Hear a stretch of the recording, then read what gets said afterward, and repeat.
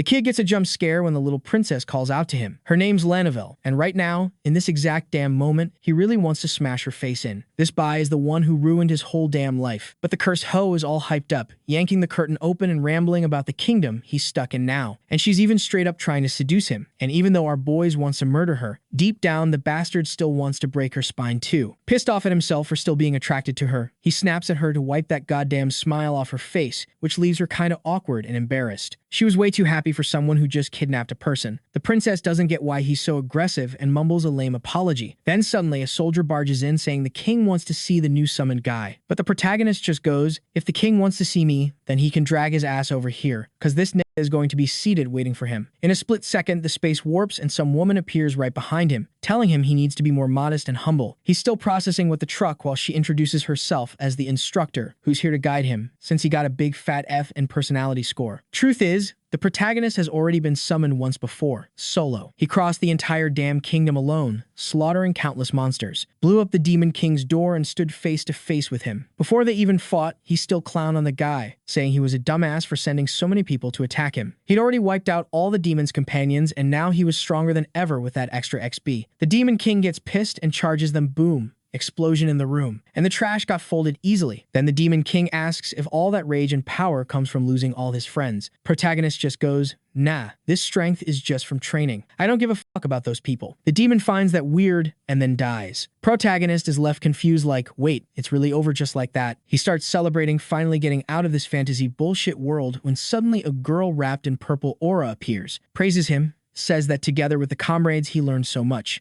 He finally saved the world, and now they're going to check his score. Combat power, S. Personality, F. Why? Because he murdered all of his companions, who were completely normal. The sword princess with the giant thighs, dead. The gorgeous elf queen, dead. Even the wise healer chick, dead. He didn't spare a single woman. Truth is, he killed everybody because they were slowing him down. He even says the sword queen deserved it, because he accidentally saw her naked once and she tried to kill him over it. But the spirit just says he failed and dips. He vanishes through the portal, leaving only items behind. And that's how he got resummoned back to day one. Now we're back with the thick-thighed director lady, who says she's here to make sure he doesn't end up the same fucked up way in this life. She disappears, warning she'll be watching his every move, while he's screaming like, what the hell is this shit about improving my personality? The princess is there pretending to be worried about him, but he knows damn well this bitch isn't gonna fix jack shit. Whoever this group that's trying to train him for some reason, they've got enough power to yeet him back into the past. So for now, he's gonna have to cooperate, just a tiny bit. His grudge against the princess even softened a little when he realized this hoe doesn't actually have any real power either. Her only power is between her legs and the big mana spheres she carries. On the way to see the king, he's already scheming about how he's gonna demand a shit ton of stuff, since this time he's literally the only person who can save their world and he knows it.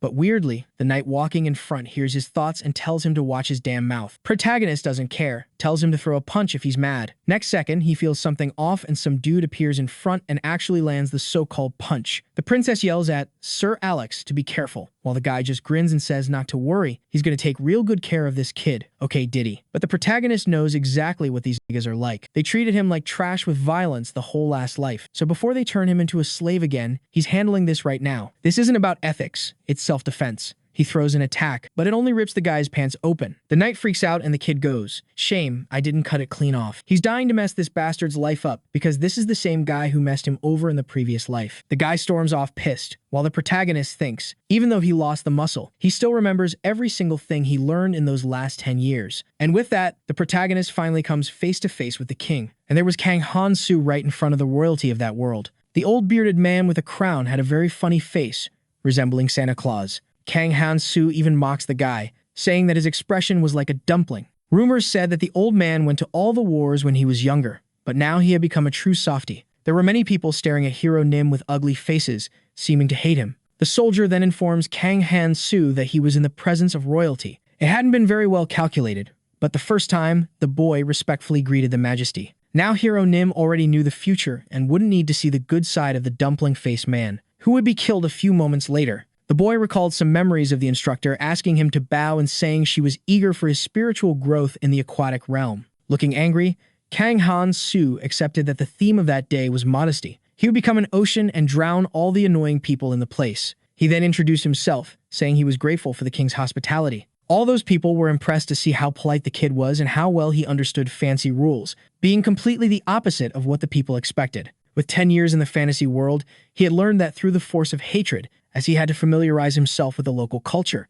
King Santa Claus soon began to gaze at the little girl who was there. And then he praised Lanovel for doing a great job, leaving her completely grateful. After that, he asked Hero Nim if he could see his abilities. Upon checking his status, Kang Han-soo realized that everything was the same as the first time. That purple panel displayed all his most relevant information. If the boy repeated an action several times, it would turn into a skill that could be enhanced for greater efficiency, and at that moment, his rank was A. But his vigor and assassination had changed, being at level F. This had been due to the courage test from the Sword King, Alex. Upon learning this information, Kang Han-soo seemed a bit sad. His level and even his skills had been reset to the beginning. After showing the king that his job was rank 1 hero, the boy was asked to talk about the details of a savior if he knew. He then replied that it was an experience bonus of approximately 500%. Upon hearing this, the king was completely astonished by this absurdly high percentage. Whether a decade ago or at that moment, this was a very loud reaction, and it couldn't be any different. Because regardless of talent, Kang Han-soo could grow 5 times faster than other people. If he did anything for an hour, it would be the same as quintuple that. This was the cheating ability of the legendary hero Nim. Everyone there was completely impressed with Kang Han-soo's extremely high experience bonus. Suddenly, the king shouted the name of the chosen hero Nim. He began to say that the crisis was taking over that country, and after killing some demons, the boy would have to fulfill a hard mission, which was to defeat the feared demon King Pidanar. The boy had no desire to fulfill this mission and wanted money in exchange for it, but soon regretted those thoughts as there were more important things than that. Even without the Demon King, the problems of that country were many, and that monarch was a true softie who only blamed other things for the problems without doing anything. Kang Han-soo took a deep breath and thought about being modest, as he was now an ocean of grace, unable to express such sensible opinions. So he asked the Majesty how much support he would receive to complete such a mission. King Santa Claus was a bit confused by this question, and he replied that just by summoning the boy to save humanity from that world was already the greatest support they could give.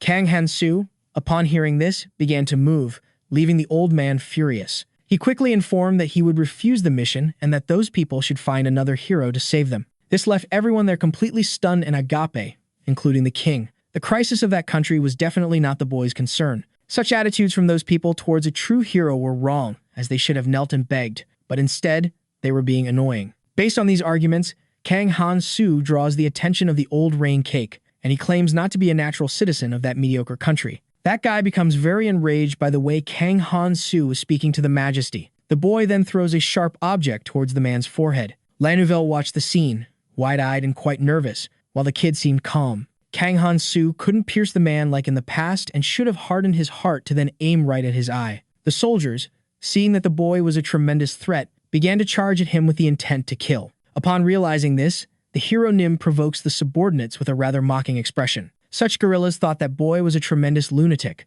If the king died, the prince could replace him, and if he also passed away, surely the princess would take the throne, and if there wasn't one, a distant relative would likely step in. The soldier was getting closer and closer to the boy while he gave these justifications. In a few moments, a spear was already well positioned at his throat, but if the hero died, it would be a question of who would replace him. How they would cut the throat of the demon king without a heroic savior was a mystery. There was no reason for the boy to treat those savages with modesty, as they were pigs that crawled back when left alone. Leaving the boy unsupported was like someone simply throwing a dog somewhere in the hunt and expecting it to fend for itself. This, compared to the Demon King, demonstrated how he showed himself to be a conscious knight for never leaving him empty-handed. Every time Kang Han-soo defeated one of his subordinates, he was rewarded, and sometimes so many rewards were given that they became problems. The boy had become a hero due to some huge miscalculation, but these guys could never kill him, and even if there was a certain risk in that, he wouldn't worry about that fantasy world collapsing. If he died there was no guarantee of an afterlife, but there was a catch to all of this.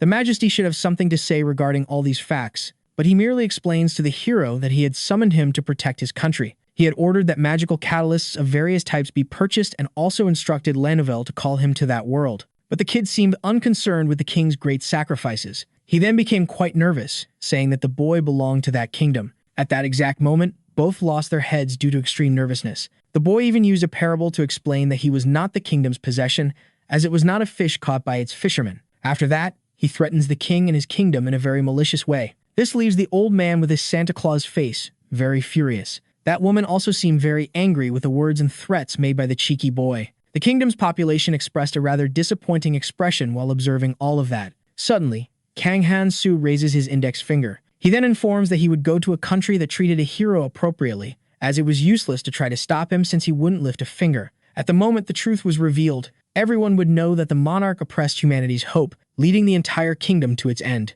And this would include all the supporters of the stupid king, according to Kang Han-soo. This pronouncement from the boy left everyone present dumbfounded due to the impact of his words. The king was dying of embarrassment, looking quite regretful. Then he decides to ask Hero Nim what kind of support he would need to successfully complete the mission and save his kingdom. Kang Han-soo, upon hearing this, becomes happy, giving a sly smile. The boy then asks for various things like the highest quality food and room service, leaving the king quite confused. But he merely confirms wanting all these unnecessary luxuries, leaving the Santa Claus king with a dumbfounded expression, unable to believe these silly requests. Suddenly, Kang Han-soo informs that he has one more thing to ask. He wanted to see the money immediately. Such a request leaves the old man even more furious, with a disbelieving expression. An RPG that has already been completed is doomed to be boring, and thus the protagonist would use a cheat code to walk along the flowery path. After a few moments, we return to the grand castle of the Santa Claus King. The instructor was disappointed to learn that the boy had caused yet another incident and uses a parable to explain this disappointment as usual. The king, who had provided him financial support, would continue asking for more things, and for that reason, the boy's backpack would rot due to his greed. Thus, even if he won, he would have to face a significant loss. If she had more time, she would have intervened, but the enormous number of students was keeping her busy during all those moments. The mill owner thought that his production would always grow in his favor, but Kang Han-soo was not the only candidate to be the hero of that people. There were already many students who had graduated. All the heroes who had returned to Earth safely were living happily while helping neighbors in need. That boy definitely needed to try harder, according to the instructor. Kang Han-soo soon began to think about the parable used by the woman and that he was not the only human to go to that fantasy world. This meant that they were using students with 8th grade syndrome as a way to train them to be true heroes. An educational facility on a dimensional scale made for just one person was so stupid that the boy's sense of reality couldn't keep up. Suddenly, someone arrived asking if anything was bothering the hero Nim. It was LVL, looking quite worried about the boy's state. But Kang Han-soo seemed to pay more attention to something else.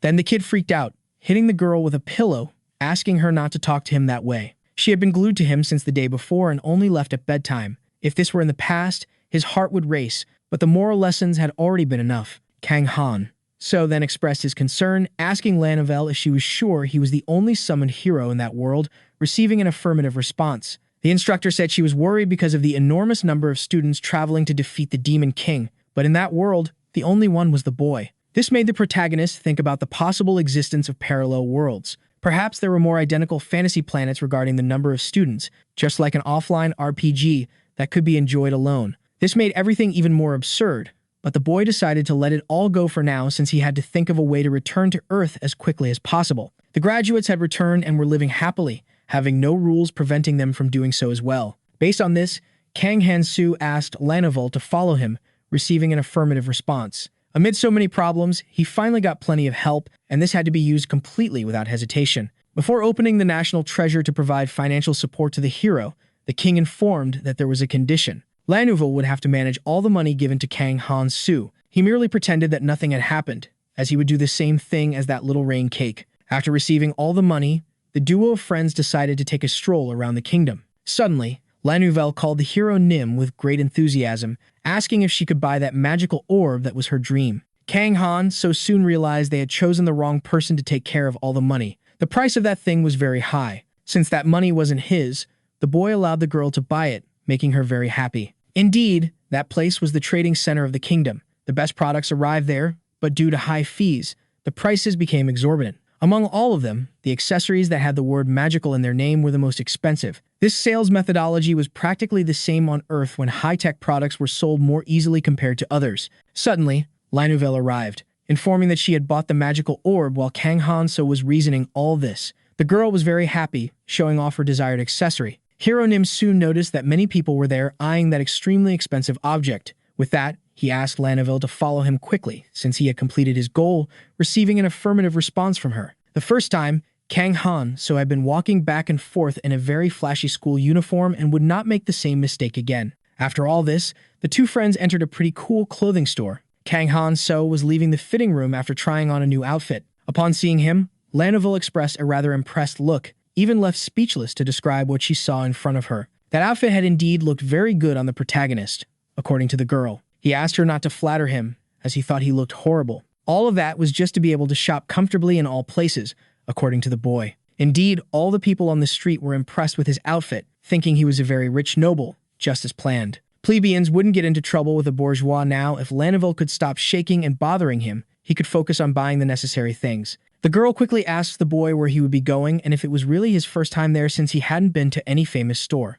Without hesitation, Kang Han-soo responds that he wants to go to the kingdom's black market. Such a cute girl, upon hearing this, is stunned by the hero Nim's desire to participate in illegal auctions. Kang Han-soo mentions that she bought that magical orb, which was also illegal, out of her own desire. He only allowed the purchase, but it was the girl who actually made it and paid with her money. The protagonist wanted to convey with all this that they were nothing less than accomplices in illegal acts. After hearing such things, the girl seems a bit sad, exuding a pitiful expression. But she soon agrees to enthusiastically go to the black market since it would help with world peace, as deadly poison was also used in medicine. Kang Han so then orders his friend to follow him quietly and is questioned about how he would find such an illegal place. Even having lived there for years, he had only heard some rumors about the locations since illegal merchants change all the time to evade authorities. But a novice hero, knowing more about this than a native, was quite suspicious. In light of these facts, Kang Han so asks Laneville who he was, receiving an immediate response.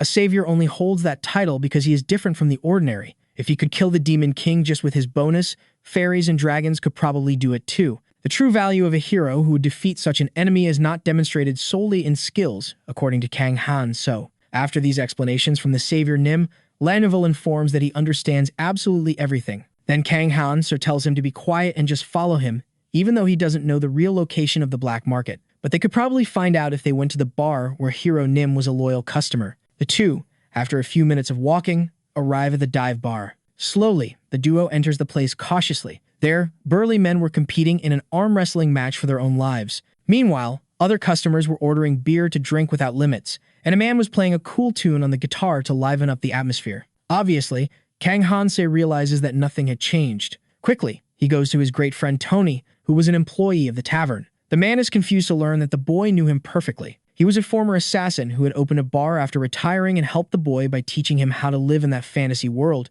being a great friend. Tony was happy that the boy had brought a very beautiful companion to his humble dive and soon offers them drinks of various kinds. Kang Han so feels a bit tense, wondering if the promised language would work, considering that the moment he visited the place was different. He then asks the owner if any special drink had arrived that day. Tony replies that the boy was very lucky because he would arrange that for him if he paid the price he wanted. The guy had a Black Dragon beer that was 27 years old, which had just arrived that day, and if paired with grilled lamb, the flavor would come to life. Hearing this, Kang Han so realizes that the next black market would be just a few hours away, and also the exact location of the place, depending on the direction in which the drink would be served. The two soon enter into a disguised discussion about bottles and drinks to avoid revealing what they were talking about. Still, after clearing up some doubts, the boy informs that he has one more. Soon discovering that the quality of the lamb was extraordinary, he could eagerly await them. Grilled lamb was illegal in the kingdom, but was sold as a main item in the black market. This nomenclature solely referred to slaves.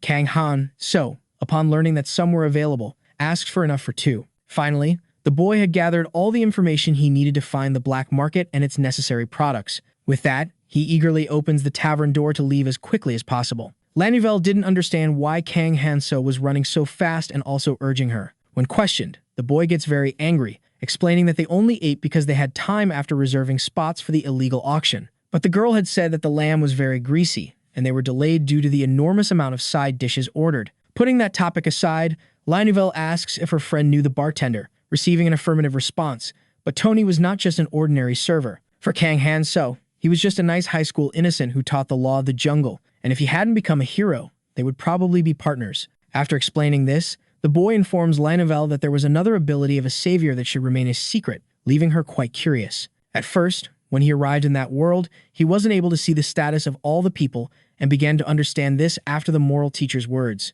It wouldn't be fair for a beginner to die like a sack of potatoes after choosing to battle someone powerful, but that ability still worked the second time. As a hero, it wasn't natural to have the power to see others' levels with a single glance. But Kang Han-so could know everything about Laneville herself, such as her race, job, ability, and status. Even though she was level 200, she couldn't reach the weaker guys. But the girl was one of the highest-ranked individuals, possessing a unique and frightening potential. Lanovel finds it strange that the boy is silent and thinking so much, and soon questions him while he was reasoning about the first time in his future. He responds that it was nothing much and that they should hurry, but he is questioned again by the girl. As she was about to ask her question, a very strange man suddenly appears at the location. His goal was to steal that little bag full of money from the girl to get rich quick. Upon realizing this, Lanovel becomes completely desperate, exuding a tense expression. After grabbing the bag of money, that man runs frantically to escape without being caught. The girl's shining magic orb ends up losing its base and soon begins to fall toward the ground. Then Kang Han so notices this and acts quickly to catch it, preventing its fall. Without thinking twice, he throws the ball with high speed toward the wrongdoer. The pain of the impact is so great that the guy's eyes widen, and he screams loudly in agony with that hard thing stuck to his back. After a few seconds standing, he can't take it anymore and ends up falling harshly to the ground, unable to support himself. Kang Han so had hit exactly between the 4th and 5th lumbar vertebrae of his spine. It was likely that a herniated disc would develop right there, and if not treated quickly, a terrible pain would prevail for many years. The man's life would also become somewhat more difficult due to his weakness in the legs. That guy would definitely have a very tough decision to make at that moment. According to the information panel, that man was level 8 with the job of robbing people along with several useful skills. Kang Han-so's physical strength had returned upon being summoned, but throwing things was only effective up to a certain point. 7 levels separated him from that wrongdoer, and now, due to his advantages different from the past, he didn't need to avoid maniacs of that kind. Kang Han so then proposes that the thief return his money, and in exchange, nothing would happen to him, as the incident would be completely forgotten. But the bandit denies this proposal, very enraged by the way the boy was staring at him. The protagonist of the story soon realizes that this was exactly the experience of the last 10 years. Then the two enemies engage in direct confrontation over the money given by the king, Kang Han. So, without much effort, manages to hit the thief's eye, bothering him quite a bit due to the pain caused by the attack. And while he complained about such a blow, he ends up receiving an extremely powerful punch right in the middle of his spine. It had been exactly in the space between the 6th and 7th lumbar vertebrae again. It was the place where students often had herniated discs, and if that guy didn't want to suffer more, he would have to treat it, even already being unable to take care of himself. After turning the guy into a punching bag, Kang Han-so manages to explain the whole situation to the royal guards. Indeed, it was a secret that such a boy was a hero who would save that kingdom. Still, after days, rumors would surely continue to circulate about that, and it would be much easier for the two to move while hiding this completely. Lanovel admired the hero Nim a lot for having much experience with assassinations, but the boy gets quite angry with this admiration, as he shouldn't be treated like a killer of people. After gaining experience for 10 consecutive years, it practically became a habit for the boy to kill his opponent who seemed like an enemy. He then asks Lanovel if she knew the average level of common adult men. That answer was rank 3, seeming to be 5 if the individual was wielding a weapon. But the level of that little guy who had attacked them moments before was unusually 8. While Kang Han so tried to analyze the abilities of the deceased man, Lanovel starts shouting that she understood everything. She thought the boy had managed to notice the murders committed by the thief, quickly deciding to act to prevent new fatal victims. That brave heart, before defeating the Demon King, protected the peaceful lives of the villagers as its first splendid conquest. After boasting about his friend, Lanovel reminds him to check if his experience level has increased. Without thinking twice, Kang Han so immediately opens his information panel. Lanovel then comments that every creature in that place carried power with them, which could increase as they grew or by stealing and then consuming it. The protagonist of the story realizes that level 4 corresponded to the athletes of the land in a system where to get stronger, one had to kill, resembling nothing of fantasy. In any case, since the bandit had a high rank, Kang Han so ended up gaining good experience. He had a great feeling about the first hunt of his second journey in that fantasy world. He then continues on his way, advising Lanovel to be more careful with the money pouch, to which she enthusiastically responds affirmatively. But he soon reprimands the girl's cuteness, threatening her with the juice. After a long walk, the unbeatable duo arrives at a very suspicious location. It seemed they were being stealthily watched by someone hidden at all times, and this caught Kang Han-so's attention. Suddenly, a man appears asking if he was a customer of the famous Tony, the owner of that dive. The boy quickly responds negatively, stating that this guy was his most terrible arch-enemy he had ever faced. After hearing this response, the man orders Kang Han so to follow him. The security of that secret black market, which operated under the radar, was overly obsessive, as even the protagonist had not managed to reveal their identities. In any case, it seemed that the passwords still proved effective in the dark dealings. After a few brief minutes of walking, the man informs that everything would be right there in front. More specifically, inside that abandoned-looking building, completely lifeless to avoid raising any suspicion. Lanovel quickly comments that the place looked like an ordinary house, but Kang Han so tells her to pay attention to the ground there. Right on the floor was a magical transfer circle that had probably cost a lot to be placed there. The black market people were very careful and certainly wouldn't hide in the capital as Lanovel had thought in the past. Kang Han so soon gets stressed, with the girl easily impressed by everything she saw around and then reprimands her. After a while, the guy asks the boy to put a mask on his face, and without thinking twice, he does it immediately. Lanovel also received a peculiar disguise to put on her face and hide her true identity. Even though it was somewhat embarrassing, the hero, who would become known in the future, could not walk without a mask in the black market like some people did. Kang Han so then asks the guy to hurry up more and is answered affirmatively. That symbol on the ground soon begins to activate, emanating a strong light of magic. Suddenly, everyone disappears from there and is magically teleported to another place. The darkness there was immense, but the lights should be turned on carefully as the guy didn't want to provoke the guards hiding around. Kang Han so had experience going to that place on his first mission, but it used to be located under the forest in the west of the capital. After an idiot held a cult and summoned demons, that place began to be used as a black market sometimes, and the protagonist had already visited that locality as a guest. Suddenly, someone arrives there welcoming the boy, who quickly inquires about the start of the long-awaited auction. Since they didn't have much time, the guy would take them to the reserved seats after a quick explanation of how everything should occur at the event. If they wanted to place a bid, they should signal by ringing the bell located in front of their respective seats. Payment was made in advance with coins or high-value jewels, and if any problems occurred, resulting in the revelation of their faces, the organization would not take responsibility. After hearing all this, Kang Han so asks if the young lady had understood all the information. Lanovel gets nervous with this nickname, trying to argue, but the boy immediately reprimands her. The famous beauty of the Middle Fantasy continent was an archaeologist and could not reveal her name in the dark black market. The guide, after giving his explanations, asks the duo to follow him without deviating from the indicated path. In light of this, Kang Han so asks the girl not to cause any problems there, because if she did, she would probably be burned alive by the big guards. She soon comments on the number of magical explosion circles they had there, and the boy then explains their deep meanings. Finally, after a long time in complete darkness, lights are turned on at the location, revealing several people present, along with an auctioneer on a huge stage where the auction would mostly be directed. The guide soon wishes profitable experiences for the protagonist of the work in his participation in such a secret event. That announcer then reveals that the auction was about to start in a few minutes. The first item would be a survivor from the demonic territory, very strong and veteran in the art of fighting. The scars all over his body evidenced his near-death experience after killing a demon and being saved by people from the black market. He had offered himself as a slave to pay his debt, surely serving as a great gladiator or bodyguard. Even after hearing all the qualities of the man, Kang Han so is not impressed at all. He certainly would not fall for those salesmen's tricks to persuade the buyer. The guy's luck was the only high-rank skill he had, and surely no one would be foolish enough to buy a chicken pretending to be like that. Kang Han so thought this while ringing his bell to bid on the big guy. While Lanovel understood the hero Nim's plan, he noticed how many fools were present at the location. In the girl's mind, he intended to buy that slave to serve as a companion out of pure kindness. The boy's expression seemed quite tense with that situation. It was like his first time because while trying to save that slave from the same family, he ended up picking a complete retard. If he had known about her problematic behavior of hating humans, he surely would not have placed the winning bid. After a few moments, the strong slave is sold, but Kang Han so asks Lanovel not to feel sorry for him. For the real auction would start at that moment,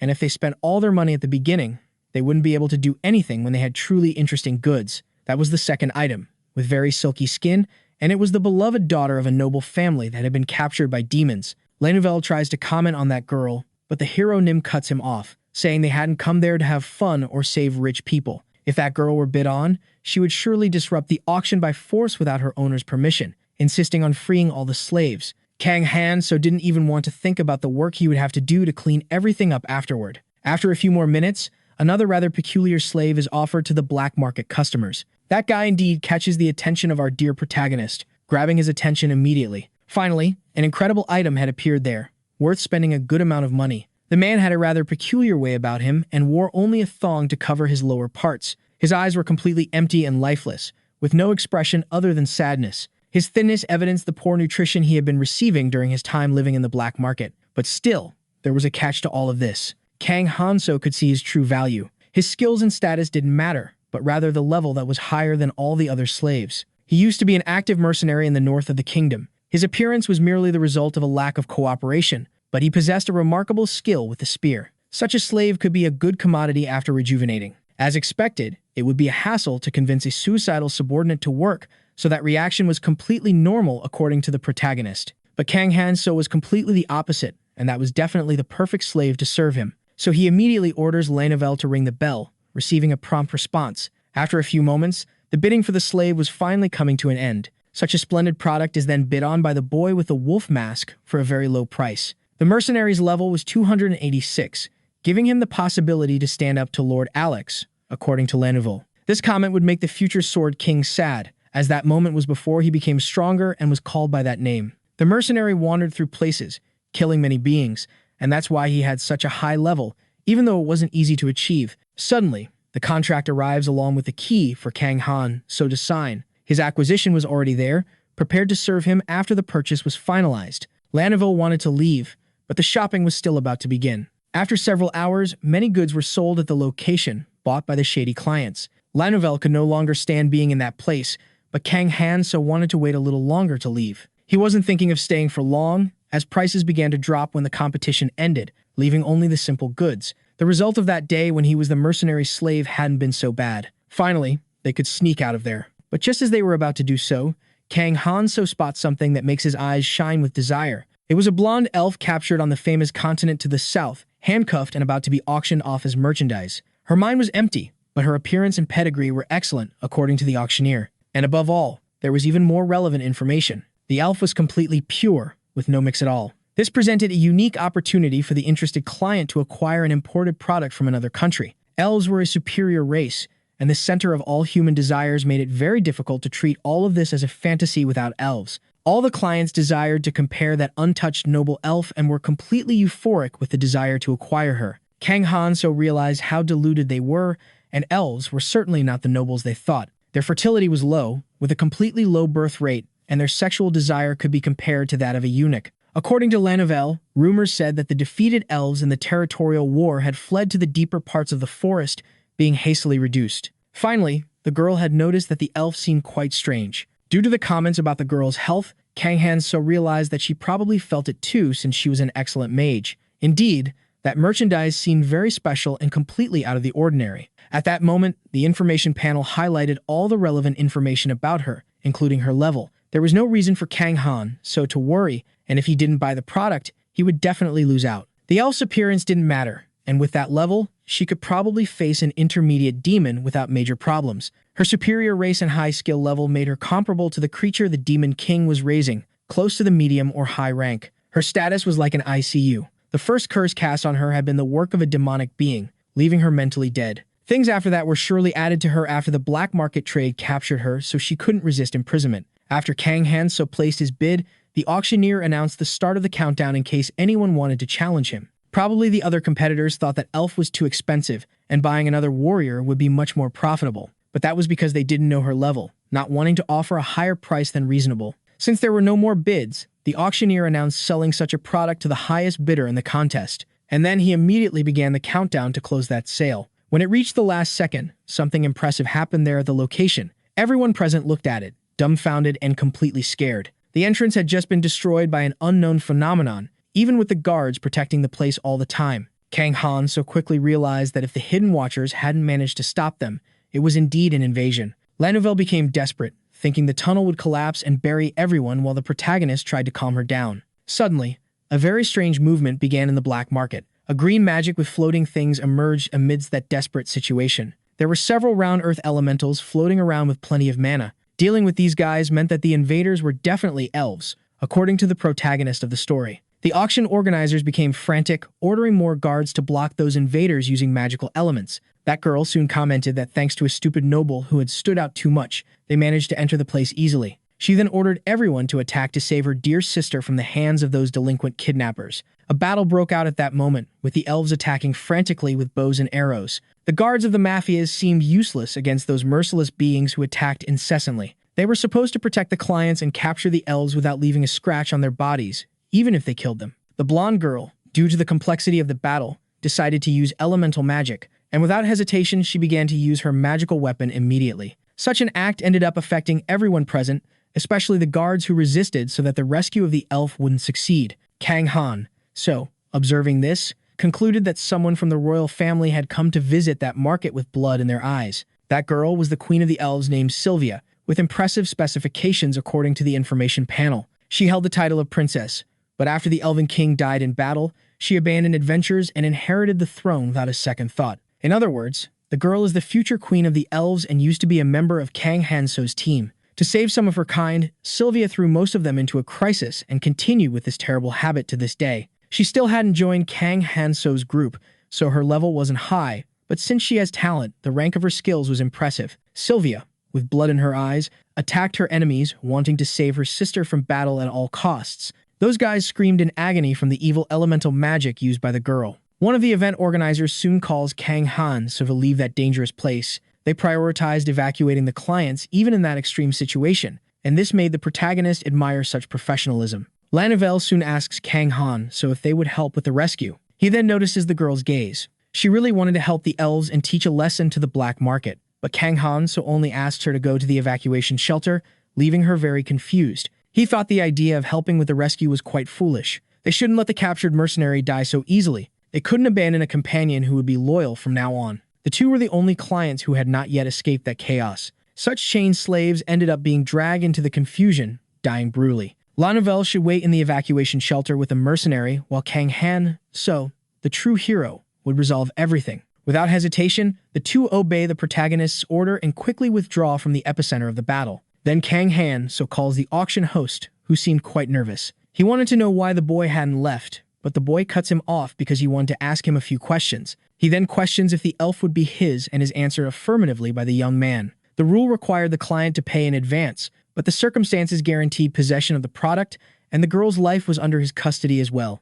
The two should go to the shelter together since the girl had been anesthetized and wouldn't resist. Kang Han so soon realizes that the auctioneer was a very clever guy. He had noticed that the girl motivated the other elves to do that and also understood the current situation was unfavorable for both. Since the guy wouldn't have time to take care of a damaged elf, he probably wanted to pass that burden on to the protagonist. After hearing some compliments from Kang Han, the guy comments that he should attend to his other duties with all his heart. With that, he begins to act immediately against the enemies. He seemed to be just a stage artist, but he was a very powerful man. The black market guards who had just finished taking the clients to the shelter were arriving to help in the battle, and the protagonist already anticipated what would happen. The future queen of the elves would be captured and reduced to a slave right there. Since the price would drop, she wouldn't be punished for revenge, and part of the money earned at the auction would be given to the families of the guards killed in battle. Kang Han so soon arrives and greets the elf girl, who looks a bit confused. He wanted to say something straightforward at that moment. It was that Sylvia would surrender if she stayed alive. The elf responds affirmatively, commenting that that child was weak. Sylvia ended up not surrendering in battle when only the auctioneer was alive. He took the girl as a hostage. After that, overwhelmed by the guilt of putting her own people at risk, she surrenders and is sold as a slave according to the rumors heard by Kang Han. So, he caressed the face of that elf who had a rather displeased expression. That was the expression of someone ready to sacrifice themselves. Suddenly, Kang Han makes a rather peculiar move, grabbing the girl's waist, and he kisses the girl romantically out of nowhere after removing her wolf mask. The future queen sees that with a rather astonished expression. That elf, in turn, widened her eyes because she didn't expect the boy's sudden kiss, but soon she accepts that romantic act, seeming to enjoy the peck. The heart of that elf now belonged to Kang Han.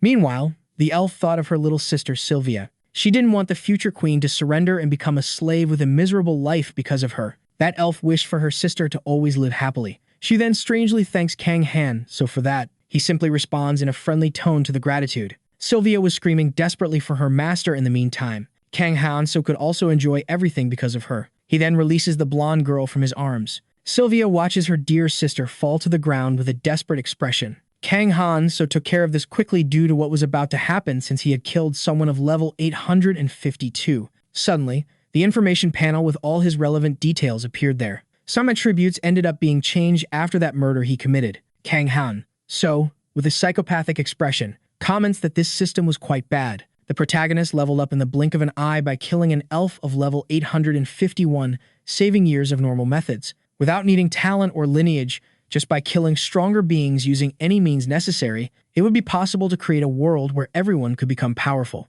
Although it required a bit of effort and luck to kill them, it was an open opportunity for the entire nation. According to the protagonist, it would be a beautiful fantasy world overflowing with dreams and hopes, but only if he won. The auctioneer incessantly asked why the wolf-masked client had done that, but he thought there would be no problems since he would have to pay the right amount, being more beneficial to have a slave as his subordinate than to kill him most of the time. For Kang Han-so, who had a quintuple experience bonus, it was quite efficient to kill. Moreover, there was still a lot of that skill left around. Sylvia stared at the boy wielding his weapon. She questioned how he dared to do that to the master. He then stepped off the stage towards a sword that was on the ground. Without thinking twice, Kang Han-so picked up that weapon. It wasn't the type of sword he liked, but given the situation, it would be perfect to use with force and then throw it away. Kang Han-so had a current level of 165, and what he couldn't do being level 4 now seemed completely impossible. The protagonist then wished for the Master Queen of the Elves to rest in peace, for her sacrifice would not be in vain.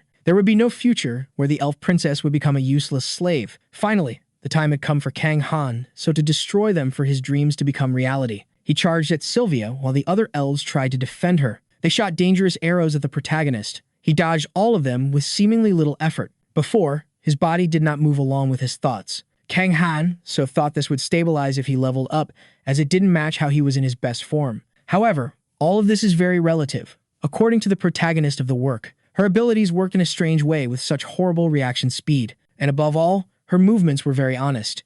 If the dagger was her weapon, she shouldn't have created distance, but rather rushed towards him. In light of these erroneous actions from the elf, Kang Han-so ended up acquiring a high-quality knife. The other elf became furious, cursing and charging at the protagonist after seeing her friend brutally killed. Kang Han-so then realized there was someone even more foolish there. Meanwhile, the girl charged at him with blood in her eyes and a sharp sword in hand. Noticing the imminent danger, the protagonist also began to move to avoid an attack. He quickly managed to defend the blow with his impressive new dagger. After that, he moved at an absurd speed towards the blonde elf, and in a few milliseconds, he was face to face with the girl. Without hesitation, Kang Han-so prepared an extremely strong strike, and soon delivered it right to the elf's face, sending her flying due to the power of the punch. Kang Han-so charged again at the elf, intending to finish the job he started. But in the midst of the fight, he felt something very strange in his body. He paused for a moment to think about what that could be. In a few seconds, he realized he had been hit by a fire attack suddenly. His bloodthirsty enemies were using this hot magic to attack him. They treated his ribs literally like barbecue, burning them mercilessly. Then Kang Han-so decided that this was the exact moment to converge the fire. He let out a wicked chuckle in action. One of the elves then fainted due to his controversial attack. The battle was frantic, and he used the friendship shield of those elves' bodies. The beings that still remained from that battle watched everything in amazement. The elf had become an example for the others not to shoot at the protagonist anymore. Even after several deadly attacks, she still seemed to move. As she continued to live, Kang Han-so dealt her another fatal blow to finish the kill. He soon decided to borrow that weapon for a few moments, since apparently no one else was using it. With this tool, he delivered a precise strike to his enemy, making her scream in great pain due to the force of that cutting impact right on her back. Kang Han-so then mocks her scream, saying that she would probably sing well too, although he could no longer hear her. Upon looking more closely at the scene, the protagonist notices something that makes his eyes widen. It was his friend literally dying from losing too much vital red liquid. Back there, Sylvia continued to observe what that boy had done to his subordinates. If the elf died of natural causes, her precious experience that should belong to the protagonist would disappear. He then promises to forget this short friendship from now on. Watching all this mockery from Kang Han-so Sylvia orders them to kill him immediately. Such remaining elves could not forgive him for his actions, and they were attacking him incessantly with the intention of killing him. Meanwhile, he thought about how easily the elves let themselves be carried away by their own emotions. They lived for hundreds of years in communities due to their longevity, which naturally made them group together like a true family. This was both a strength and a weakness because the death of their companions made them lose their reason easily. While all this war was happening, the boy was not alone there, as the auctioneer ordered the other people present to block the exit of the place. Such guards were also supposed to provide cover to shield Kang Han-so's flank. With the arrival of more reinforcements, the fight became even more difficult. The elves fought cruelly against the guards of the black market. Kang Han-so seemed quite sad due to his precious experience. Suddenly, a massive explosion occurs right behind him. Watching everything, he realizes how strong those elves remained even after suffering a lot of pressure.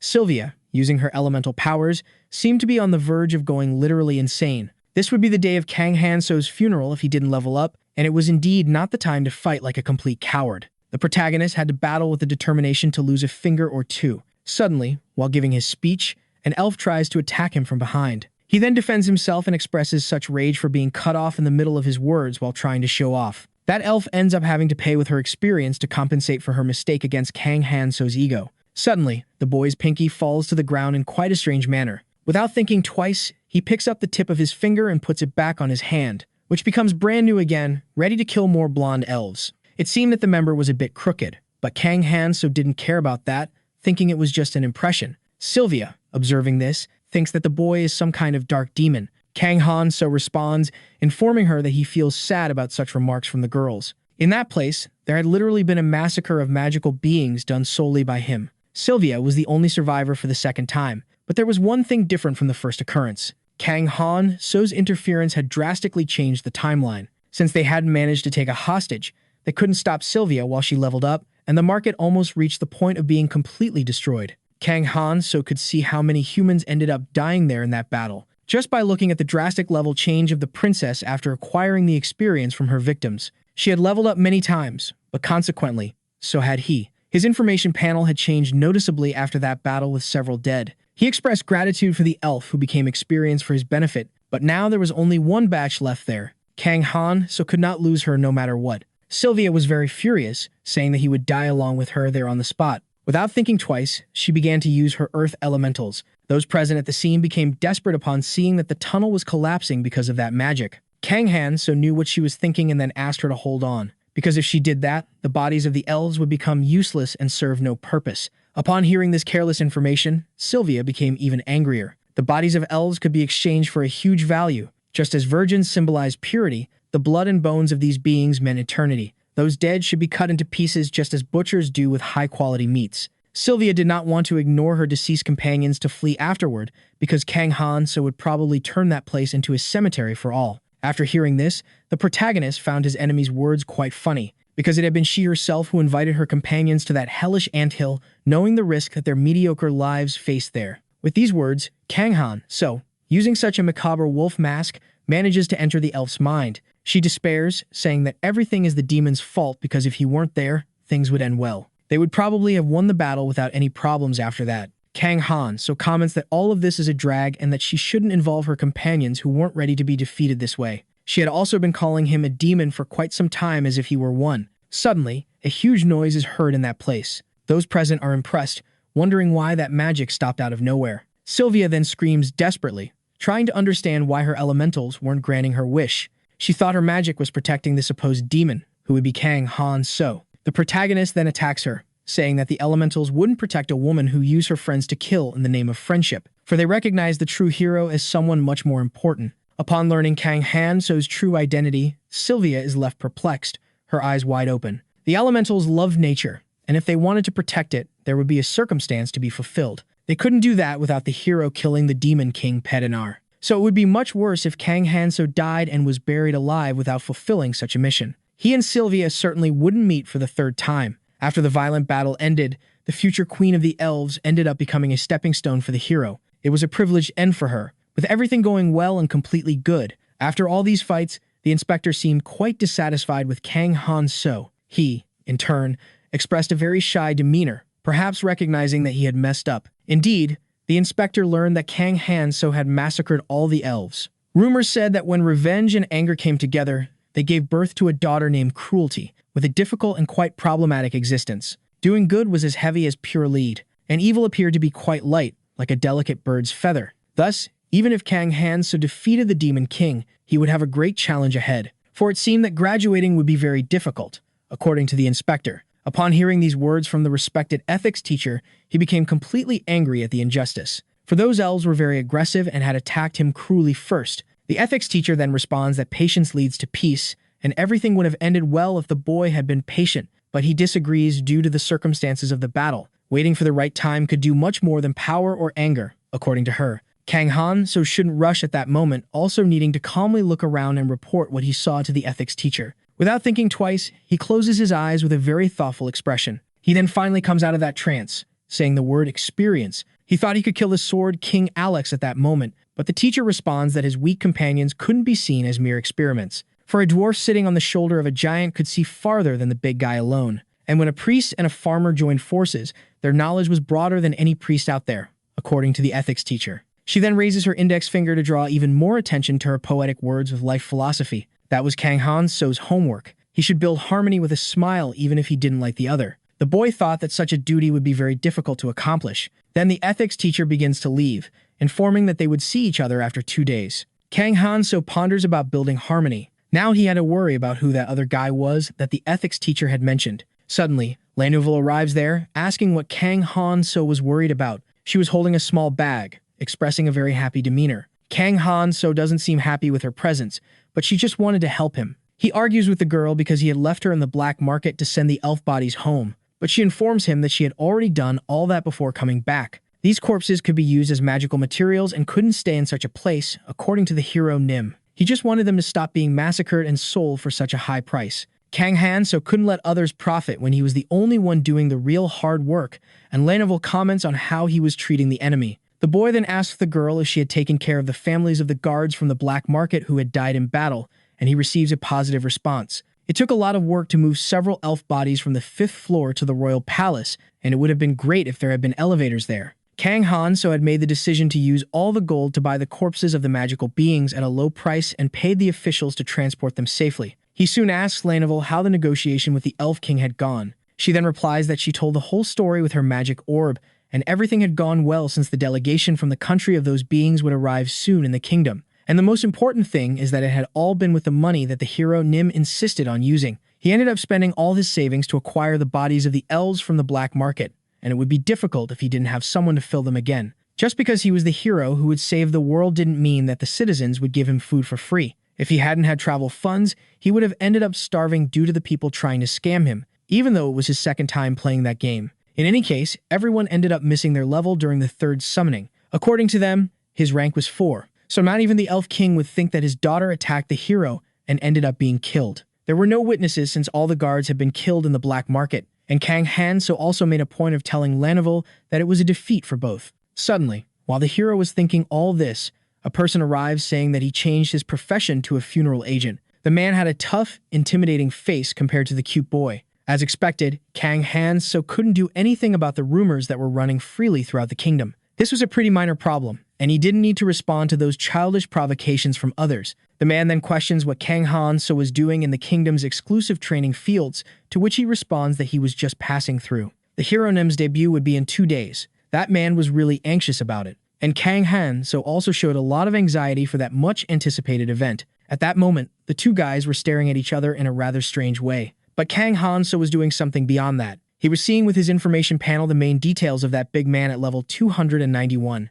The boy then remembers the ethics teacher telling him to try to build harmony with a smile on his face even if he didn't like the other person. He quickly informs the man that he had indeed changed his job to a funeral agent, but he had done this just to make Alex's coffin more easily. Upon hearing this, the man begins to grind his teeth in so much rage that he was feeling. His expression completely changes, filled with fury in his gaze. The Sword King Alex was born very resilient. Contrary to what most thought, those who possessed skills with a weapon did not always become swordsmen. A desired swordsman in a war was someone who protected their allies while cruelly assassinating their enemies for long hours. A person who would not be isolated in the midst of battle even if left behind, and also capable of returning fleetingly with great resilience. The reason Alex will be called the Sword King is that he could protect his allies like an iron wall and also undertake solitary missions. But he would soon discover that above the monarch of the weapon is the hero Nim, according to Kang Han so. The bizarre man comments that such a boy could even defeat the Demon King with his own tongue. Kang Han so then responds in a confrontational and mocking tone, leaving a doubt in the air while Lanuvel seemed desperate. The first time, the Demon King was unfortunately better with words than the protagonist, and he would have suffered a complete defeat if it had been a battle of wits. While Kang Han so thought that this time he would definitely win, the man called him, saying he could leave those 2 days behind and start guiding him from there. If he wanted to have the guy's excuses, even a day before, he shouldn't have been snooping around the black market at that moment. Kang Han so then responds that he is not in a hurry, telling the man to get out of there immediately. These confrontational words make the man even angrier and very hot-headed. If the protagonist started practicing his level, he would be exposed, and he wanted to avoid the Elf King's suspicions, needing to act like a level 4 without raising any doubts. He just had to hide it until he could enter the ancient ruins within the forest and then tell them that he leveled up there. Kang Han so had also grown quite a bit thanks to the resilience he developed in ethics classes with the teacher. If this were his own past, he would have cut the boy's throat. But now the boy had reached a point where the provocations flowed like running water. While he pondered whether he was a true genius,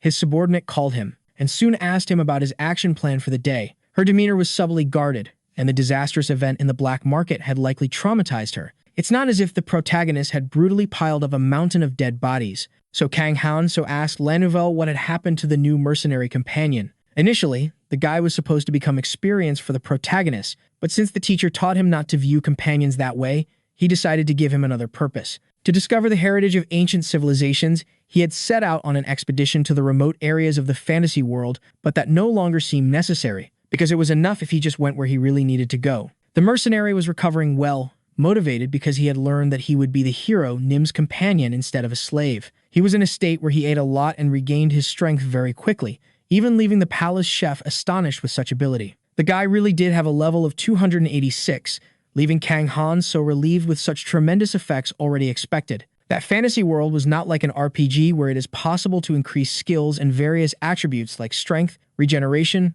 resistance, lifespan, magical power, etc. Thinking that the leveled up experience of 10 years was reset due to a small trip to the past made Kang Han so quite angry. The return to earlier times had convinced him, and the interests of the mentor teachers behind everything could influence various things, like resetting his levels and skills at any moment. Kang Han had managed to get a 5 times experience boost, allowing him to obtain fantastic skills if he put in a little focused effort. Magic, witchcraft, martial arts, among others, were nothing but inventions of the imagination that could disappear if a transcendental being was involved in the case. For Kang Han, science is the only truth and power that moves the entire world. He then decides to reduce his collection of equipment and dependence on them since they wouldn't understand if they were confiscated upon his return to planet Earth. The same would be done for the sacred sword exclusive to the hero, as it was unlikely that all heroes receive one of those after defeating the Demon King. After thinking all this, Kang Han begins to look around, paying close attention to the place he was in. There was a man who appeared to be a bread seller with a very friendly face,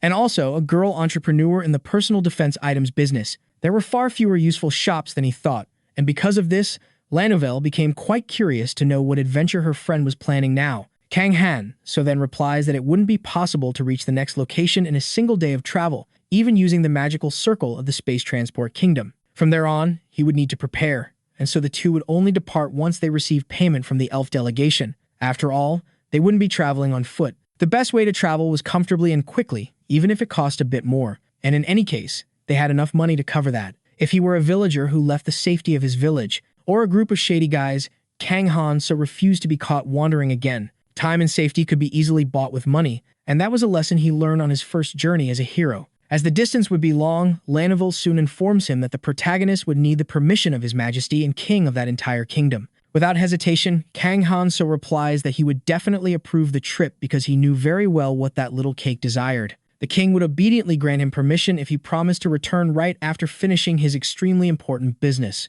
But whether Alex would follow them on the way was a tremendous doubt and a problem to be solved. La Nouvelle asks if the destination would be the ruins, and she is answered negatively by the hero Nim. They were actually going to meet a very powerful being. His spiritual teacher had been the bartender Tony, and this very special guy they were going to meet could be called his physical mentor. Kang Han had just met him for the first time, but now he could go much further. La Nouvelle then thinks that such a guy was an ancient dragon, but the protagonist denies this rude assertion due to the characteristics of this type of stupid flying lizard. She found it very mysterious that the hero Nim admired someone in that way, since in his eyes he always looked at everyone with disdain as if he knew everything. Kang Han did not admire those people who lived like pigs, for even with so much magic, they had not managed to develop clean toilets with flushing. Finally, when the hero Nim was about to explain to La Nouvelle what they would need to prepare for the expedition, someone arrived calling him desperately. It was a guard informing him that the Majesty was looking for him. The delegation from the elf country of Elfheim had just arrived in the kingdom. Not even a day had passed, but the elves had already arrived at the location. This might be natural considering that their precious princess had just died in battle. Kang Han was quite happy because he no longer had to wait. The protagonist just wanted to receive the money, so he asked the Majesty to handle the caravan as he wished, and was soon informed that everyone wanted to meet him. Kang Han immediately declined the invitation, even though it was a bit difficult to explain such a situation to the visitors. The guard had a revelation to make about the elf delegation. It was that they were accompanied by the Prince of Elfheim. Upon learning this, Kang Han seemed displeased with the information. He had no other choice as the insanely strong mid-boss was calling him. After all this, the dark night was already beginning to fall in that kingdom. The royal palace was quite crowded with visitors. Kang Han and his dear friend La Nouvelle were also there. The girl seemed to be observing the protagonist from the corner. He soon noticed this action and questioned her, to which she timidly responded. It was the first time she had seen Hero Nim so well dressed, and she didn't know that the first prince would accompany the delegation as well. Royal elves were the strongest race that could live forever in that world. They had the basic characteristic of youth and were immune to diseases when leveling up. They did not die unless they were murdered by someone, and besides that, there were not many powerful people who could easily kill these royal members. The level did not decrease after being increased, but there were cases where levels were taken or disappeared due to the effect of special powers. Thus, this meant that experience increased in layers, making such elves strong forever. Their abilities could disappear or the ranking could decrease if left aside for a time, but if used correctly, they could increase like levels. With all these thoughts, Kang Han so finally came to a conclusion. A monster exactly like that superior elf could certainly be born as well. The limit capacity that could be determined for a hero's bonus was up to level 999. After that, only a sign is added. Even the highest ranks stopped at this number, and therefore there was no other way but to estimate the opponent's combat ability relying on luck or instinct. Since Kang Han so was on alert against this invisible level, he decided to believe the rumors spread and invested in a long training time. However, the Demon King Pedinar was much weaker than he thought. Based on what he had gone through, this elf seemed much more dangerous, perhaps because he was not what the protagonist expected. Finally, the two enemies were very close to each other. Nasus soon introduced himself cordially, not knowing how to express his deep gratitude to the guy who had protected his younger sister and companions from his country. Kang Han so should dismiss the title of prince, being able to call the guy as if he were his childhood friend due to his good qualifications. He did not know how much that man was such a friendly and non-violent character since he had not spoken to him the first time. Based on this, Kang Han so also said it was a pleasure to meet Nasus and wished many good things for his world, as well as plenty of harmony. These words from Hero Nim even drew a shy smile from that prince. He also responded that he prayed for harmony between humans and elves to prevail. After this friendly conversation between the two boys, everyone toasted with great joy for the same purpose. It wasn't bad for Kang Han, so to get close to the mid-boss, and he was in the middle of practicing the lessons from the ethics teacher. After much partying and fun, most of the people seemed to have left the palace, leaving only empty drink cups behind. Nasus's homeland was slowly heading towards complete destruction. The current king of Elfheim kept his eyes and ears closed to the problems, also despising humans. Nasus seemed quite sad and thoughtful about the challenges he had been facing in his homeland. Living forever could be a blessing or a curse. Once one let their guard down, they would no longer be able to recognize that their time had stopped. After such remarks from his friend, Kang Han so comments on how much that guy had been drinking. Nasus feels a bit shy after having drunk too much and showing his worst side to the hero Nim, but he tries to reassure him in a friendly tone. Kang Han so liked everything more now after these events. There was nothing to criticize about that guy, who seemed to have been possessed by a modern man on Earth due to his chivalry. Surely the current king of the elves had vision problems, which is why he died putting effort into something so useless. They ended up not interacting with the humans holding the central fantasy continent, merely practicing a policy of isolation for hundreds of years. And even worse, the king of the elves had appointed Sylvia as his successor, according to Kang Han so. She truly had no way of being a queen, never having learned to have the discipline that is the most important virtue of a ruling leader. She left the kingdom all the time just because she loved to have fun at parties. Sylvia could be defeated by mid-level demons, but if a weaker human tried to flirt with her, something dreadful would happen. She was a brutal narcissist who burned them alive without any mercy. Now Kang Han so could understand the reason that made the first prince stage a coup to take the throne of the country. Nasus had told Sylvia several times not to underestimate humans, but she always laughed at his words, giving them no importance. He already knew that this moment would come eventually, but even so, it made him sad. While the prince spoke all these things, Kang Han so attentively observed his information panel. The lord's status strangely indicated that he was satisfied with such situations. That elf king preferred his youngest daughter, who looked just like him, due to his hatred for humans, unjustly stealing the succession of the excellent eldest son. Nasus, who had a broken heart according to Kang Han so, thought that her death could become the future of Elfheim. With that, he asks the hero Nim to help them with all his strength. The elves would also spare no help so that Kang Han so could defeat the Demon King. After showing all his support to the hero, Nasus orders his subordinate to deliver something still mysterious. This quickly catches Kang Han so's attention, making him very curious. That was his beloved sharp sword, Endymion. That amulet was one of the 3 treasures of the kingdom of Elfheim, and Kang Han so was supposed to return it after obtaining the sacred weapon. The world of Hero Nim seemed to have stopped in time with that unique moment in which he held a very rare sword. Even LVL was completely impressed with the beauty of that sharp thing. Kang Han so then bows in front of Nasus, promising not to forget his sincerity. The little smile of Hero Nim shows that his plans went far beyond that. He had no intention of actually returning Endymion, not forgetting. The first time Kang Han so helped Sylvia defeat Nasus, and even having placed her on the throne, the protagonist was unable to obtain the excellent elemental sword Endymion. That was a treasure of the kingdom of Elfheim, and the girl was not crazy enough to give it to him. Kang Han so couldn't believe he had obtained the amulet so easily. The only one capable of being king was quite different. Kang Han so felt a bit guilty for planning not to return the sword,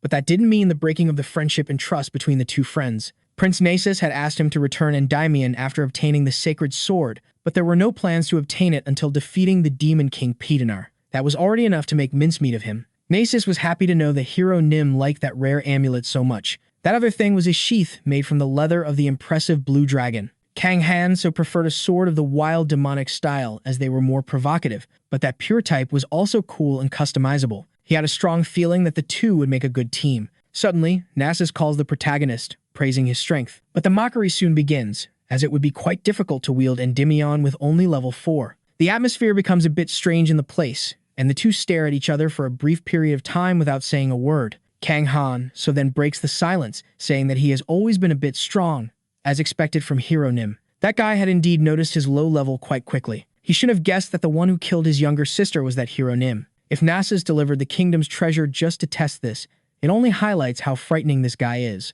How he knew that Kang Han so was weak when it came to mere worldly desires was a mystery. After a few hours, that cursed delegation of elves finally begins to leave the kingdom. The king was cordially bidding farewell to Prince Nasus and his illustrious guests. It didn't take long for the convoy to hit the road back to Elfheim. It had been a quite satisfactory agreement for Kang Han, who ended up rich again after 3 days with completely empty hands. He now held a large sum of funds for level 204 travels, and also the rare elemental sword Endymion from the kingdom of Elfheim, in addition to an almost slave-like porter and a cool archaeologist to accompany him. When the protagonist finally celebrates being able to go to the dreamed village, someone arrives saying they disagree. That guy was furious that Kang Han so could travel without any preparation. But the king was sure of the decision made and didn't want any more trouble, marking the orientation for 10 days later. Upon hearing this response, Kang Han so mocks Alex, who becomes even angrier. He wanted LVL to take him to the wizard's tower at that moment. The girl then begins to question whether he would really use the magical circle for spatial transfer now,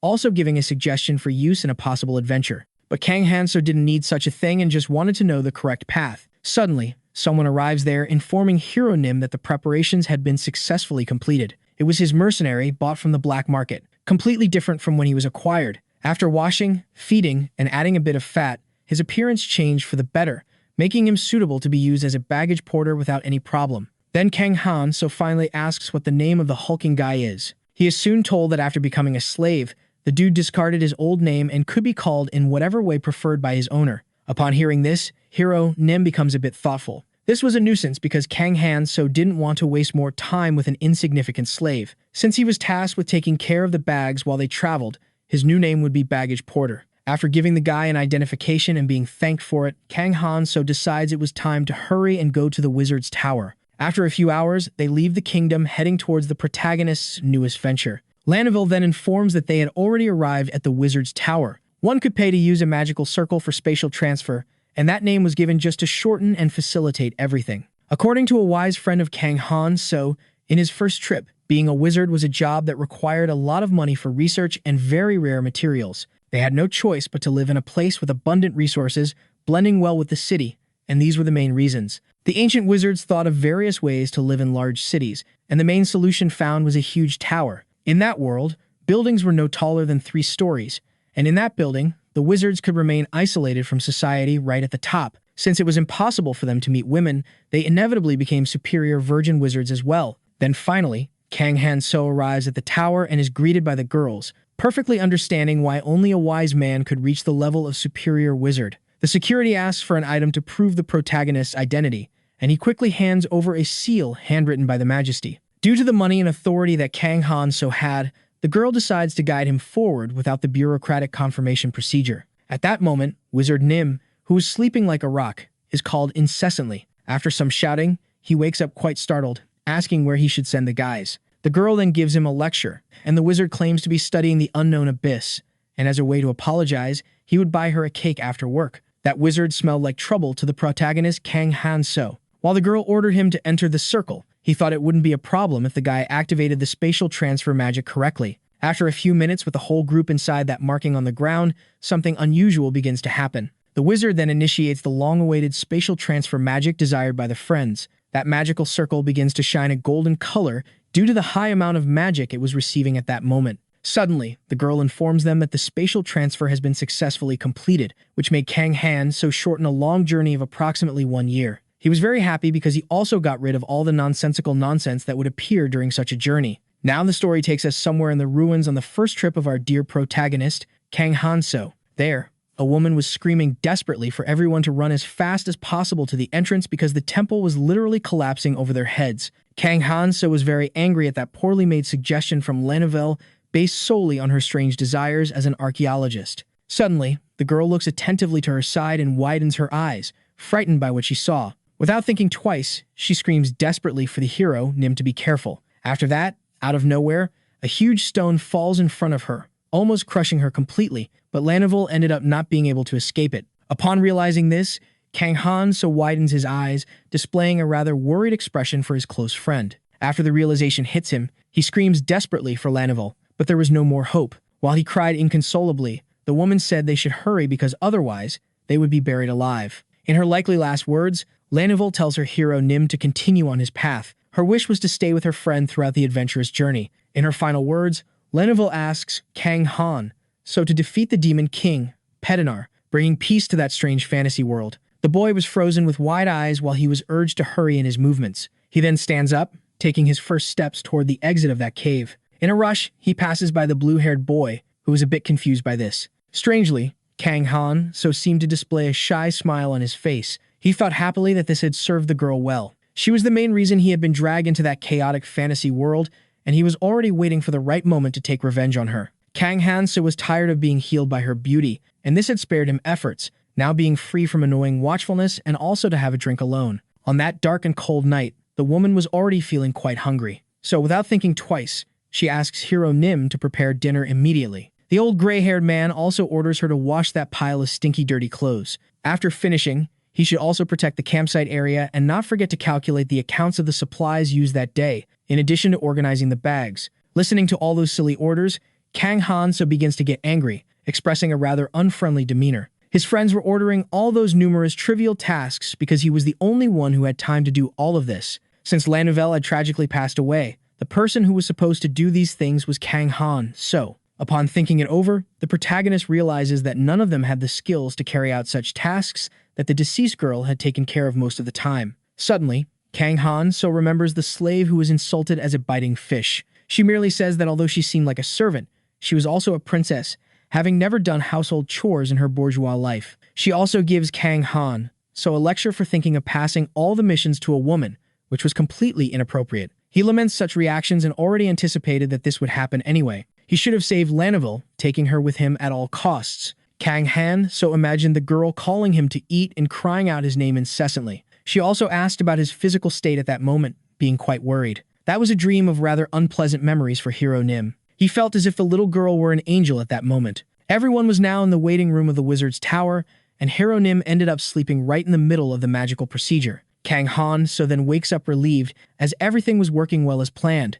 He soon feels thighs behind his head but finds it strange because LVL was sitting on the other side. When he turns around, he comes face to face with the slave carrying luggage bought on the black market. He said he was quite happy because his master had slept well. Kang Han-so's expression at that moment was a bit doubtful because he did not expect those hairy thighs behind him. He had to endure it because if he broke the guy's legs, he would be left without a luggage carrier and would go through a situation similar to the dream. Continuing the journey, hero Nim questions whether the allied country from a decade ago had that kind of atmosphere. Suddenly, LVL snorts the air in a rather strange way. Kang Han-so asks the reason for the sigh and if she was dissatisfied with something. The girl then replies that the journey didn't seem like a journey at all. Kang Han-so, upon hearing this, becomes completely angry with the girl because he had arrived there very easily, using his money without spending a single penny. The reason he had spared her was that she could use magic in her daily life and had the ability to successfully complete various tasks. When trying to explain that LVL was right because it was impossible to level up that way,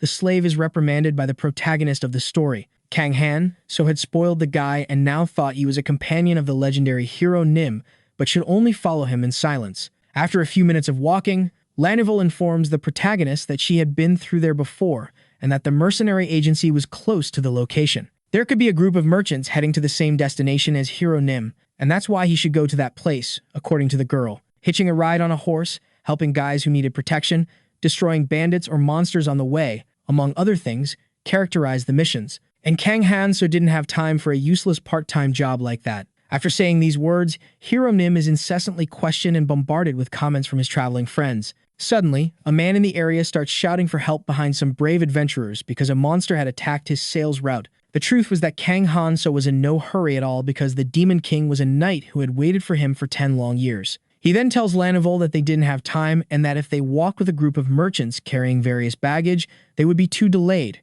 and he also reprimands her. Several hours later, after all this, the Dark Knight had already fallen in that kingdom. Meanwhile, the ethics teacher wondered what led a hero to avoid adventures out there. Kang Han-so replies that it didn't sound quite right, and that she would feel better if he resisted as much as he could. But that wasn't what the woman meant, promptly ordering the boy not to abuse his experience bonus and to level up with adventures, in addition to giving him moral lessons. While Lanival asked the protagonist what the next destination would be, he thought about giving several achievements to the ethics teacher as she desired. The girl, for her part, didn't stop talking about the place they were in and the Demon King's evil conspiracy, making him very nervous. The scene of a village was the same as the memories from Kang Han-so's first time, even though it had been 9 years before. Then the protagonist knocks on the door of that little house, asking if Master Mauling was present at that moment. Lanival and the baggage-carrying slave watched this with a rather anxious expression. A worthy hero, Nim was calling for the teachings of such a wise master. Lanival is a bit curious to know who this intelligent man named Mauling is.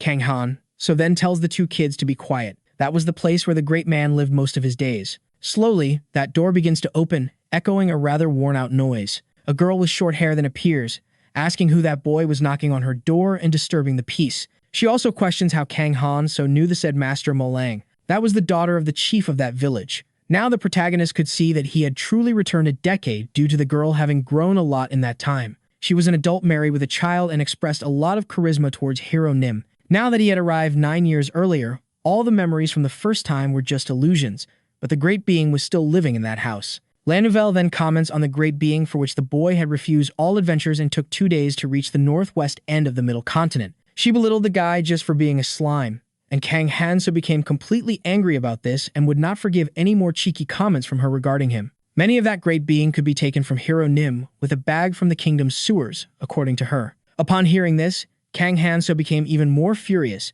saying that the girl's eyes weren't working properly because he was a slime different from the common ones. It would be easier if he could show those stupid barbarians instead of just explaining with words. Kang Han-so then asked the girl if he could hold that cute and adorable friend for a brief period of time. She expresses a rather doubtful expression, while the slime seemed to really like the idea. Kang Han-so promises not to hurt Mauling and that he would handle such a little face with care. Then finally, the floppy slime reaches the hands of our beloved protagonist of the work. The boy was completely happy with the little creature in his hands. That slime was the most perfect creature he knew. The sensation he felt could not be described with words, it was so good. The human body is imperfect, basically a prison called bones and joints limited by aging with the weakness of not being able to regenerate its lost parts. The existence of Kang Han-so was a weak point, a prisoner in this form of human body structure. Stylish and desperate humans, pressured by this weakness, tried only to borrow the power of fantasy in the wrong and futile way. These things could not overcome the body that had made him a prisoner. Although it had no brain, that creature was rich in emotions and could move on its own. The physique of a slime was not a prison, but rather a spiritual type in itself, and this existence provided scientific discernment that went beyond fantasy for Kang Han-so, something that the savages of the strange magical world could not even dream of, and all the power capable of creating good things transcended beyond that limit. After reflecting on all this, Kang Han thanks Master Mauling because he had not learned so much from these teachings the first time. He was tired of the abuses of the savages of that world back then, but he finally ended up engraving the knowledge in his soul. Now Kang Han-so had total control of the autonomous system. His arms were much stronger and even displayed huge veins from so much strength. The boy's skeletal muscles had increased significantly. Everyone present in that place was astonished by such a sudden change in the hero Nim. Lanival incessantly questions her master but is soon reprimanded, mainly due to the care that Master Mauling needed because of his fragility. Kang Han-so then asks about a knowledge that the savages of the fantasy world could not understand so well. Since the human body was originally based on an autonomous nervous system, some activities were automatic and could not be influenced by personal will, but a slime could have complete control over its physique, making it impossible to teach this to other people. However, there existed only one special existence that was magic all day long. Like the primitive rhythm of being soft, the knowledge could be delivered to a human. After feeling this from Master Malang, a formidable technique is established by the scientific knowledge of the real world, such as rational analysis and language. The wisdom of the institution that had been presented by Plato, this great soft being could spread throughout the world without any self-knowledge. Kang Han-so had ignored the master's will and ended up realizing the noble knowledge being touched by its greatness, feeling quite grateful for it. The protagonist of the work then lets out a huge shout in gratitude to Lord Malang. Such a level of skill of the hero Nim was growing at a smooth pace, and he only had to wait now. The ethics teacher questioned his achievement on the journey, as it was a strange thing that she could not understand until she saw it with her own eyes. To obtain the almond, he should remove the hard shell, as no one would strive if they could gain skill without any effort. Kang Han, so, upon hearing all these sermons, asks why the ethics teacher was asking him this. Honestly, he did not care about the difficulties of others because he had already spent 10 years of his life for nothing, having to live everything again. She had no right to speak about effort, even if she were not a real teacher, but rather a goddess. Upon hearing these arguments from the protagonist of the work, the girl fell silent for a brief period and soon informed him that he was indeed right. She apologized on behalf of the entire teaching team, as he was the first to receive an S rank in combat, making a lot of effort that soon turned out to be in vain. Now the ethics teacher would not insist on this subject anymore, once again apologizing, leaving Kang Han so surprised by this. After all this rather tense conversation, the protagonist takes a deep breath in an attempt to calm down a bit. Looking at his hand, he notices something quite cool. It was indeed incredibly efficient, according to him. Even being in an incomplete state of Master Molang's teachings, he was still able to defeat the Demon King. The next thing to be done was to create an alibi for his level 204. He had a great companion near that area, and he needed high marks in combat abilities, achievements,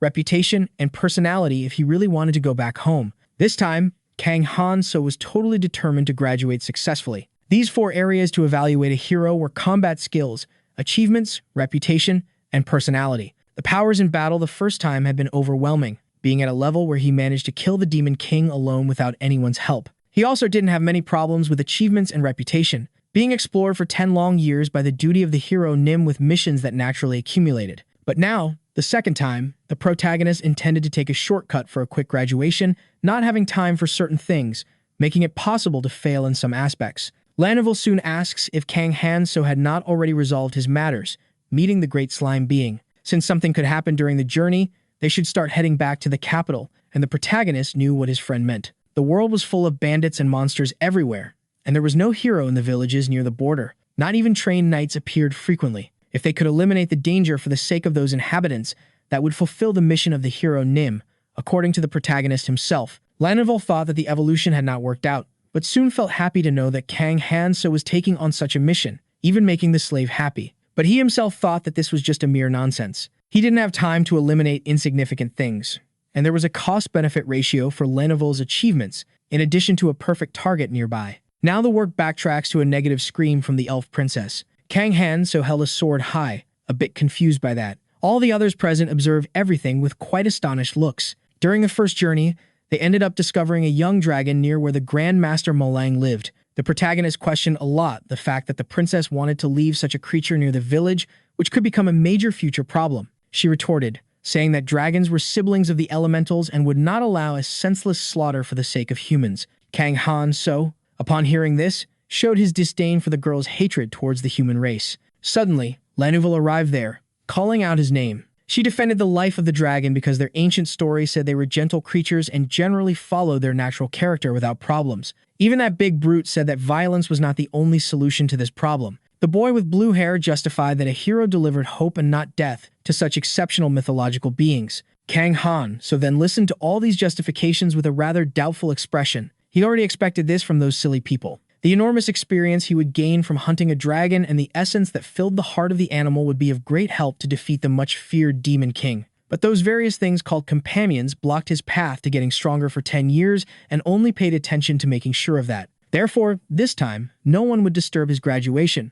Being a dragon slayer was a huge achievement in that strange fantasy world. Since that gentle animal had not hunted much, the level of its abilities was quite low, but when captured, it would give a lot of experience to the protagonist with its heart. That's why this was the perfect target to create an alibi. And moreover, no one could criticize this normal hunt. Not even the ethics teacher would complain about it. After all these thoughts from our dear protagonist of the work, Kang Han. So, night fell in the place where his group was. In any case, that boy would still have a problem to decipher. Those little people right there would be quite a clash in his plans. The two would protest against the experience standard anyway, unable to abandon them and leave. Lanovel was famous for being studious. If she died violently after joining the hero Nim's group for 5 days, Kang Han so would get a sermon again. But the protagonist, failing due to the reputation points, having to see Sylvia right after that for the 3rd time, showed the real problem. He was already planning to go to that place anyway, so it would be better to leave them there for a brief period of time. After all these thoughts of Kang Han, so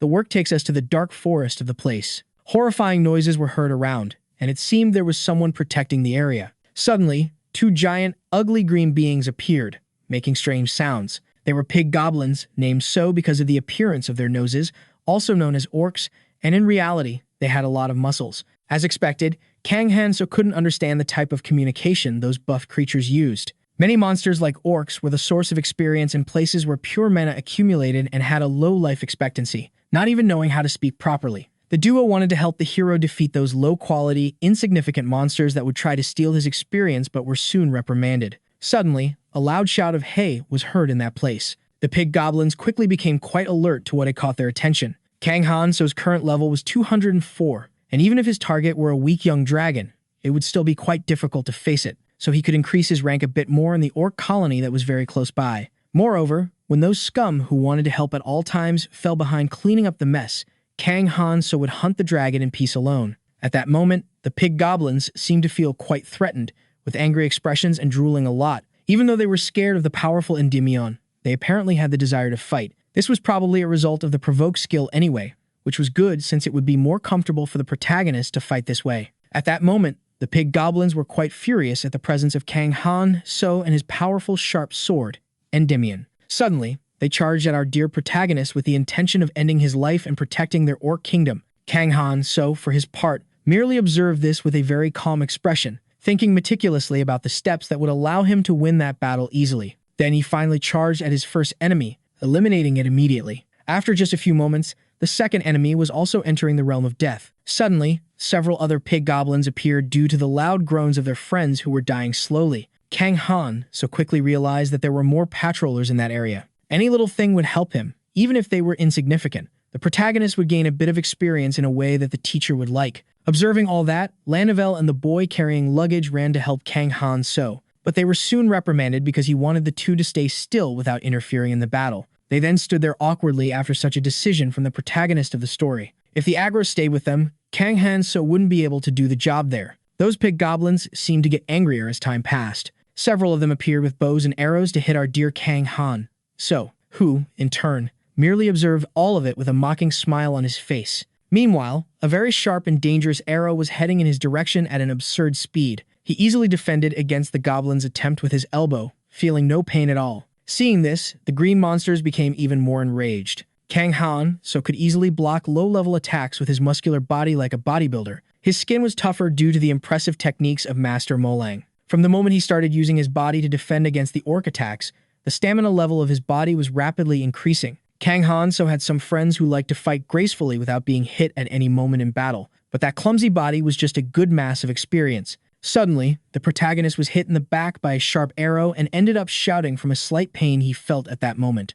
It didn't matter how good that guy was at hiding or martial arts, because in the real world, you could never know where a blind arrow would come from. That orc archer was very scared at that moment, displaying a tense expression, almost wanting to cry from so much fear. Suddenly, he began to run unexpectedly, shouting in desperation. Lanovel wanted to help her hero Nim at all costs since she had a higher level than him, feeling obligated to do something to help. Kang Han so reprimanded the girl again to be quiet. He needed to send a live one so he could gather the rest of the gang, allowing him to find all the orcs without having to search the entire vast forest. Lanovel also wanted to clean the hero Nim of the blood of those pig goblins but was reprimanded again. Kang Han so wanted to disguise himself with that because orcs had a very sensitive sense of smell, and the dragon he would hunt later would be alone as well. After a few hours, all the pig goblins seemed quite enraged. They were gathered with torches and angry expressions, wanting to end everything. A pig goblin that seemed to be the leader of that whole gang drew more attention than the others. He was an orc fighter of approximately level 200.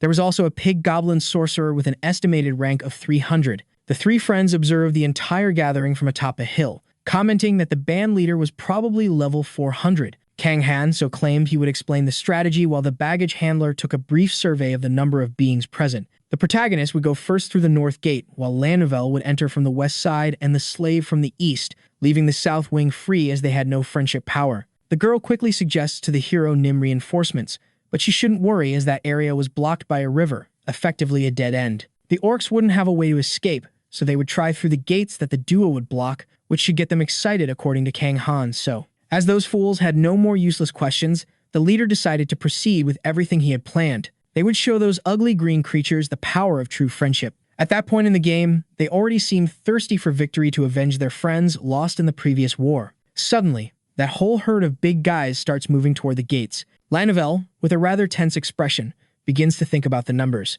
Every time something like this happened, she wondered if she had performed the summoning ritual correctly, becoming just a little worried. That little girl seemed to grow more tense as time passed and the battle approached. However, the incredible archaeologist LVL seemed to have a plan. Suddenly, she begins to shine with a strong aura. She was the wonderful assistant who had insisted on becoming the partner of the legendary hero Nim. After all this preparation from LVL, the first orc with a pig-like face charges at her. She would make up for all that nonsense of the day right then without wasting the chance she had there. She then, without any mercy, starts to use her powerful magic that she had prepared to put into practice earlier. As the girl attacked her enemies, a huge light was emitted from her powers that could even be seen from far away from the epicenter of the battle. It all looked like a massive atomic bomb explosion with somewhat impressive dimensions. Kang Han so was still observing all of this from atop the hill, thinking about that supposed bait. The strategy unit had begun to pay for the food they had eaten, and all the orcs guarding that side were heading in the direction the duo had invaded. They were very easy to read. According to our dear protagonist of the work, Kang Han So, that horrendous tent was where the group leader was, and Hero Nim had used the scum as bait, intending to reduce the clan's danger as much as possible. That was what Kang Han So wanted to say. Upon seeing the arrival of Hero Nim, that girl celebrates that a rescue team had come to save her. She would like to know she could return to Alvenheim instead of becoming barbecue and would reward the protagonist if he helped her. That was the mark that had tormented Kang Han So for 10 long years. He had a bad feeling that things would become more annoying from then on. If a person does the same thing for 10 years, they start to have a feeling even if they don't want to feel anything. An emotion that could be involved with the kind of guy who would leave all dangers and annoyances offering a small amount of compensation. Just because the opponent was Hero Nim, Kang Han So quickly tells the girl to wait quietly and that she could go home but only on her own. He wouldn't waste his time on useless things like he had done the first time, nor would he quickly destroy the Demon King. Even if he were paid extra to send the stupid elf who was caught in the orc den home, it was something Kang Han So definitely wouldn't do. That tribe leader of the pig goblins had a level of 387, according to the purple information panel, and was sleeping at that moment. His rank was much lower than Kang Han So remembered, perhaps because he had come 9 years earlier. He would make up for the lack of experience by getting rid of the other orcs and also thanked for the meal. That was the gift Kang Han So had received from the elf prince, the incredible elemental sword Endymion. That guy should feel honored to be able to die from a weapon beyond his reach and would disappear as part of Hero Nim's experience. Upon seeing that sharp sword, the girl hanging was completely stunned and widened her green eyes. Meanwhile, Kang Han So was thinking about the voices of the elementals. She, in turn, begins to say something in a very loud voice. Suddenly, the girl screams that Kang Han So was a thief who had shamelessly stolen a treasure from the elves. The guards should move because that royal rarity had been stolen. Upon hearing all this from the girl, Kang Han So becomes quite confused, thinking she was a true lunatic. Even though the elemental sword Endymion belonged to the elves, the prince had given it as a gift to the hero Nim. Suddenly, something covers Kang Han So, who had been quite noisy, completely with its enormous shadow. It was a giant pig goblin, completely enraged, preparing to attack him. That guy had become irritated because Kang Han So had disturbed his sleep, but he was also upset about his ruined plan. Without thinking twice, our dear hero Nim wields the extremely rare Endymion to attack his enemy with great force. After a few seconds of preparation, Kang Han So finally delivers an impressive blow to the pig goblin. Although it seemed frightening, he swung such a large weapon with his hand that way. His skill levels were low, posing no significant threat to the physical integrity of the protagonist of the story. Then Kang Han So orders the green monster to stay still to become part of his experience. Right after being hit squarely, the pig goblin falls to the ground abruptly due to the intensity of the impact it had received on its body. The protagonist of the story wished for him to stay just like that, sprawled on the ground. It would be much less painful if the green monster died in just a single fatal blow. The powerful Endymion was about to be used lethally in front of that hideous creature's face. Meanwhile, The elf was shouting that Kang Han So was a thief of the elves' treasure. She was calling for someone to help stop such a thief who had committed a real robbery. Kang Han So then stops what he was doing and begins to observe something that caught his attention. Suddenly, a lot of fire starts to take over that place for no apparent reason. The pig goblins, upon realizing this, moved frantically with great concern. Such a masked orc watched that with a rather strange expression. Suddenly, another green monster appears in front of him, catching his attention. It starts to speak incomprehensible words to the humans. After that, it begins to walk towards the masked orc, seemingly intimidating him with that. You can't understand anything from this family discussion, but that little guy really seemed to be in deep trouble. And suddenly, he takes a huge punch from that fat orc. After killing his clan friend, he starts to mobilize the other tribe members. At this point, Kang Han So was already far away, wanting to know why those crazy light bulb heads had cast magic at the chief's tent without warning. That's why the hero Nim planned to deal with this quietly, without anyone. He suddenly realizes that that sneaky elf was still there, incessantly calling him a thief. She had a level of 892, cursed with fractures and internal bleeding, according to the purple information panel. Kang Han So then becomes confused about why such a high-ranked elf was there. She seemed like that being from the black market and smelled like a case the protagonist couldn't understand from the first time. But no one cared about her story, including the protagonist of the work. Without thinking twice, he plunges the sharp endymion into the girl's body, causing her to spill a considerable amount of vital red liquid. Seeing her current state, if she didn't receive recovery magic immediately, she would end up dying in pain without any meaning. Instead of dying in such a completely useless way, she ended up becoming part of Kang Han So's experience, which would be very useful when he defeated the Demon King Pedinar. And it also contributed to the suppression of the Demon King and the rapid leveling up of Hero Nim. Meanwhile, the big pig goblin continued mobilizing his soldiers to finish off the enemy. Suddenly, he notices something around him that catches his attention. It was the much-feared Kang Han So, who was already quite close to him, and he attacked him mercilessly with the sharp elven sword Endymion. Finally, the protagonist had caught that little Emo, which would also give him all his experience. After being fatally hit in his body, the pig goblin groaned in pain. After a few seconds standing, he can no longer hold himself up and ends up falling abruptly to the ground, leaving all the other monsters stunned.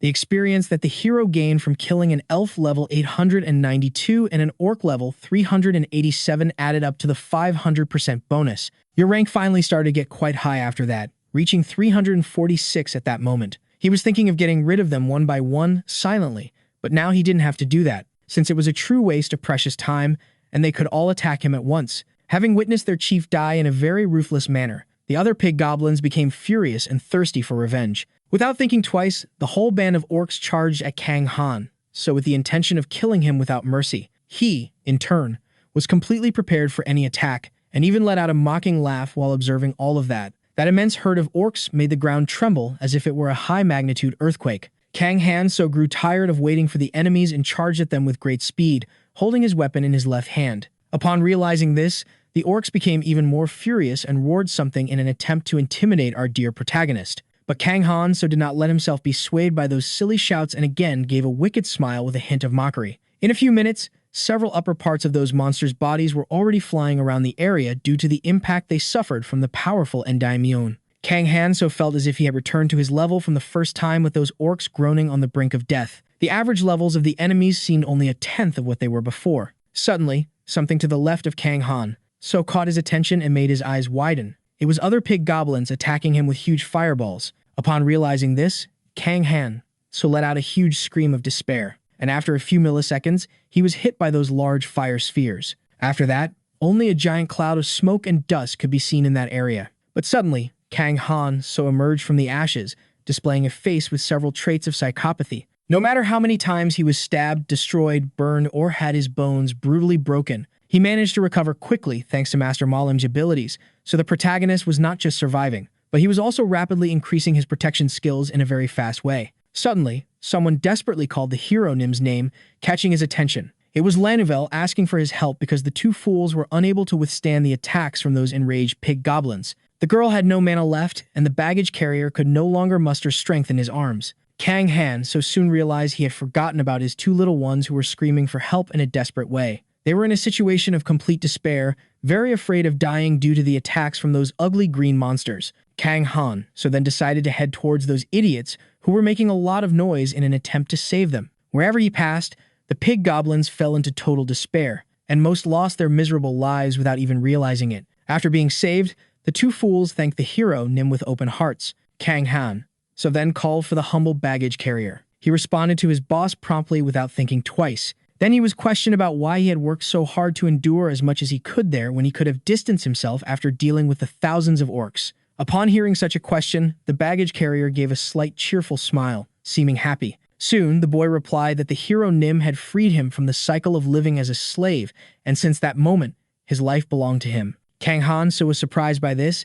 as he had never thought he would hear such words in response. In fact, he wanted to hear such things from the beast, Sylvia, who belittled him just for being a fragile human. La Nouvelle was quite worried about the physical integrity of hero Nim, as he needed to rest while the baggage carrier wanted to return to the village. But Kang Han so still wished to get rid of the remaining orcs hiding in the forest, so he sent the two tired ones away. As soon as they reached the village, they should contact Prince Nasus, and the baggage carrier had to receive payment for taking care of the attacked elf. After all this, Kang Han so met with his admirable ethics teacher, who wished for his arrival at the location without being noticed and questioned that. The boy thought there were no problems until that moment, but received the unfortunate news that there were indeed bad things. As long as there was life, there would be hope, but Kang Han so took the life of the poor elf without hesitation. They say that the journey of life was a walk towards death. However, that did not mean having to give up so easily. But the ethics teacher was wrong about her words, for Kang Han so had not given up on the elf he met in the orc colony. The attributes of level 892 ended up becoming the hero experience of Nim,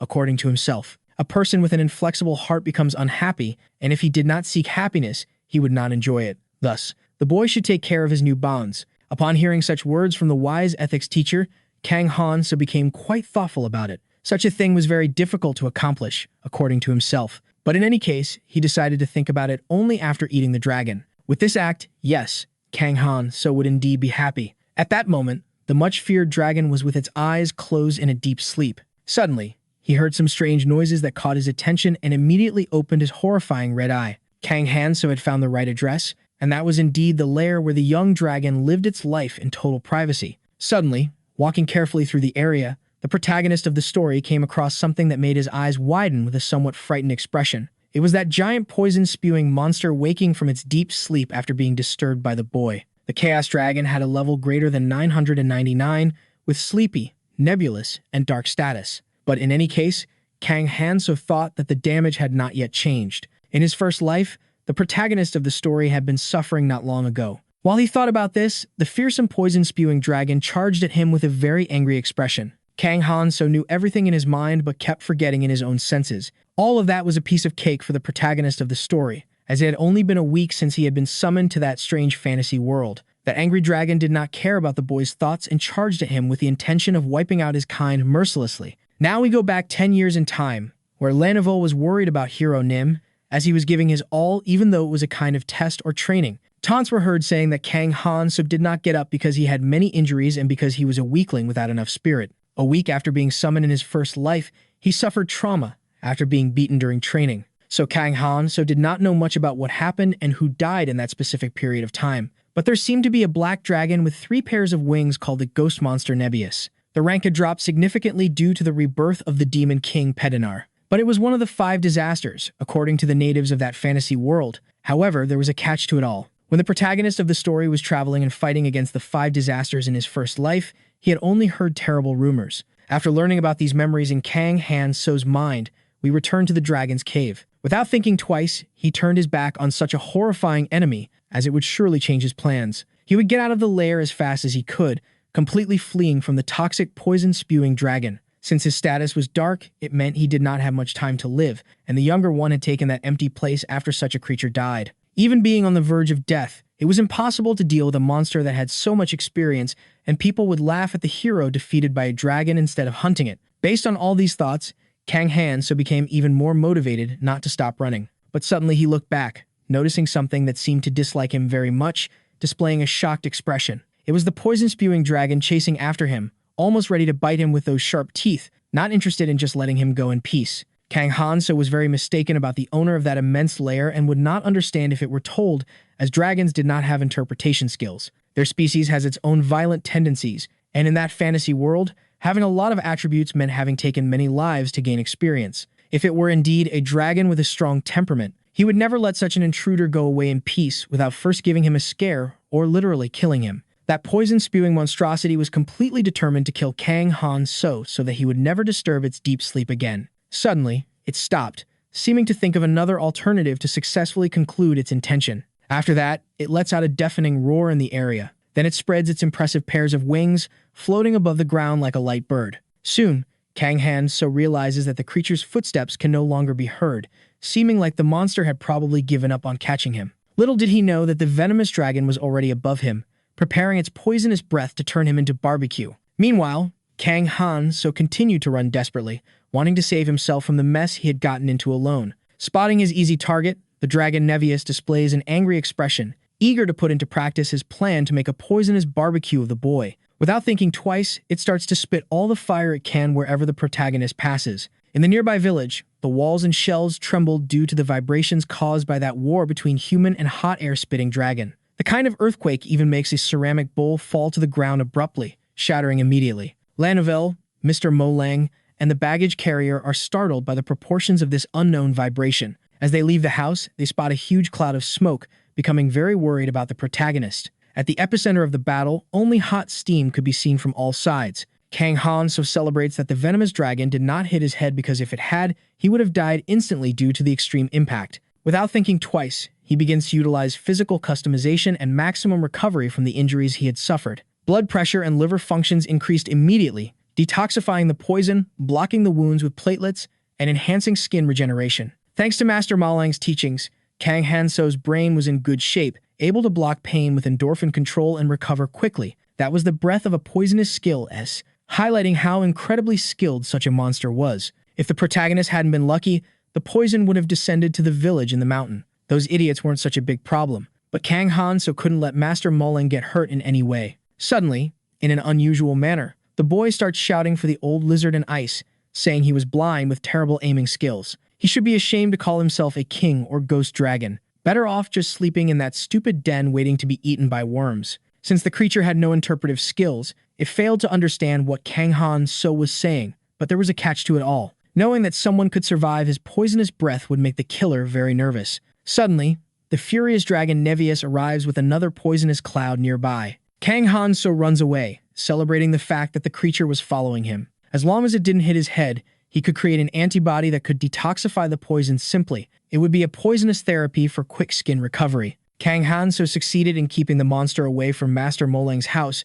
but he would probably have to maintain that for a long time. The guy was already running so much that he was quickly approaching the realm of the pig goblins. After a few seconds, he passes by, running with a happy expression. The first orcs don't understand anything of what was happening, but when they look back, they realize the extent of the big problem they had. Kang Han-so just laughs at those idiots who had stayed in the path of the venomous dragon. He said this with adrenaline and dopamine flowing within him, but had an idea of how to turn this crisis into an opportunity. Near the mountain peak, a giant cloud of poison spewed by the Dragon King, Nevius, could be seen. This was advancing down the valley at an extremely high speed, taking everything in its path. Not far from there, a group of pig goblins watched that horrifying scene. One of their leaders noticed this with enormous concern. As time passed, that avalanche got closer and closer, and the doubt of what to do with his troops soon appeared in the mind of that goblin leader. Suddenly, a very cheeky boy appears, easily jumping over the giant wall that surrounded his tribe. Seeing this, the pig orcs begin to panic, not quite understanding what was happening at that moment.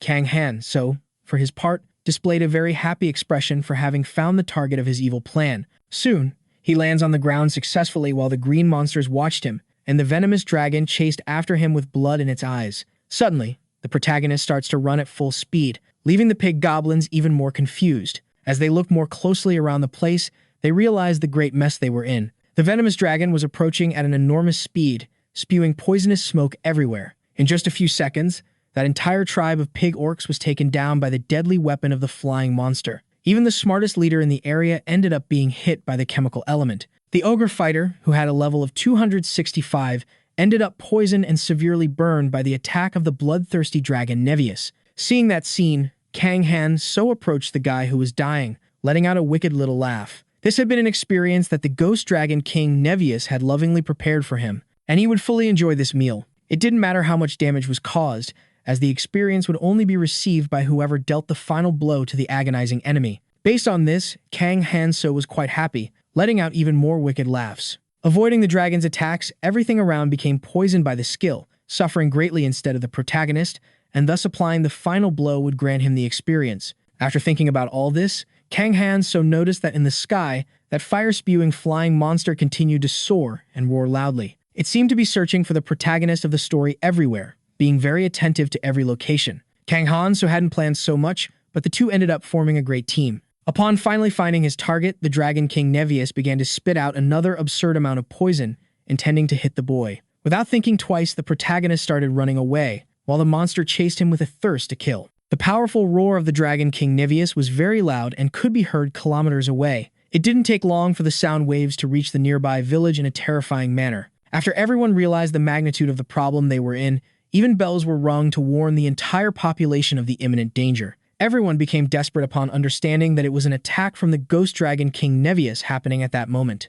The people needed to evacuate to a safe place, as it was a huge risk of death, and only the Dragon Hunter could save them. In just a few seconds, the sound of the wings of the Ghost Dragon King Nevius approached the village in a frightening manner. The people there had their first visual contact with the horrifying creature. It observed all those fragile people with a very angry expression, thinking about what to do. Then it decided to spit more poisonous smoke all over that place to take the lives of those present. As it put its plan into action, a huge cloud of poison quickly engulfed the area. Consequently, it caught all the residents of the peaceful village who were not expecting this at all. Meanwhile, Kang Han so continued running a lot and realized he had passed something. It was good that he managed to increase his adrenaline concentration to the extreme, but the downside was that it severely limited his peripheral vision. So the protagonist decided that the best thing would be to focus on not losing his experience. A little further ahead was a blue cyclops of the human-eating species with a level of 633. Without thinking twice, Kang Han so quickly attacked the creature using his powerful sword Endymion,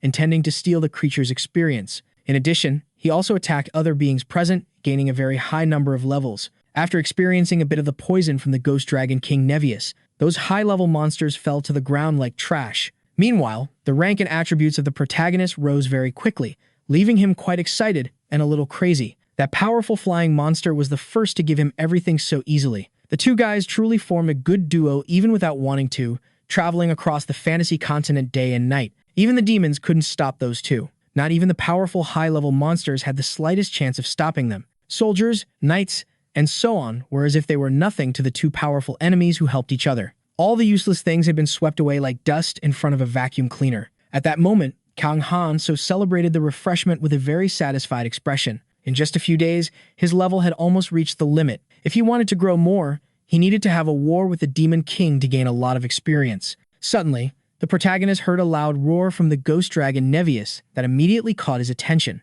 Upon looking more closely, he noticed something rather unusual. The infamous Chaos Dragon, better known as the Ghost King Nevius, was lying on the ground completely finished with no reaction whatsoever. Kang Han so had a lot of fun with that little guy while they were together running through that strange fantasy world. His friend, after flying for many days, ended up falling due to his extremely advanced age. Even after a few hours, only poisonous smoke could be seen in that place. Little by little, our dear protagonist of the story approaches the Dragon King Nevius, who had been chasing him for several consecutive days. After arriving in front of the horrifying monster, he stares at it for a few brief moments without saying absolutely anything. Meanwhile, the creature was agonizing on the ground, still displaying a rather furious expression that frightened anyone who looked. That old man couldn't escape in any way, according to Kang Han so himself. The dragon had chased him until he was completely dehydrated and had dislocated his joints. Despite being very old, he had to be strong to be called by name. The two hadn't spent much time together, but Kang Han so enjoyed leveling up, forming a new important bond as the moral teacher said.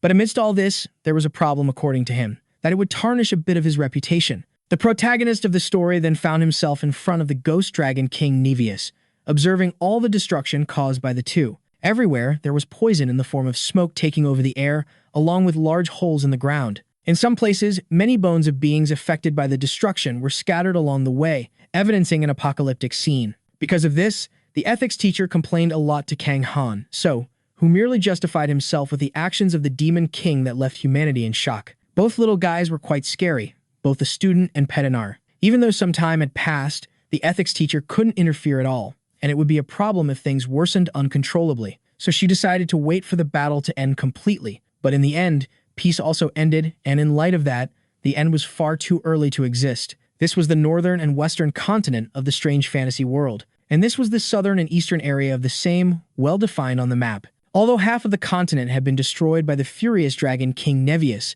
the other parts were all fine with 90% of humanity preserved. As the ethics teacher had told the boy not to give up, he still had hope in his second life, being the virtue that heroes needed. In any case, even if he were a famous horse, he shouldn't stray from the path, and this only happened because he blindly trusted his knowledge, according to her. This Kang Han so couldn't deny, as he thought there would be a new creature, but in reality, it was an old man near death, no longer having to worry about his character. He tried to gain heroic feats and ended up ruining his reputation, but there was still something left. Probably the ghost dragon King Nevius knew that if he returned to his nest and rested a bit, he would be fit to live another year well. Kang Han so then asks the creature was satisfied, having fought until burning out, and is soon answered in his strange language. Suddenly, the ghost dragon King Nevius begins to move, putting our protagonist of the story on high alert. That big guy was slowly rising, getting up from the ground in a critical state where he was. Kang Han so is completely impressed by this, as that creature had never had the power to lift its head. That was what he called domination using physical strength. Our dear protagonist of the story, wielding the sharp Endymion,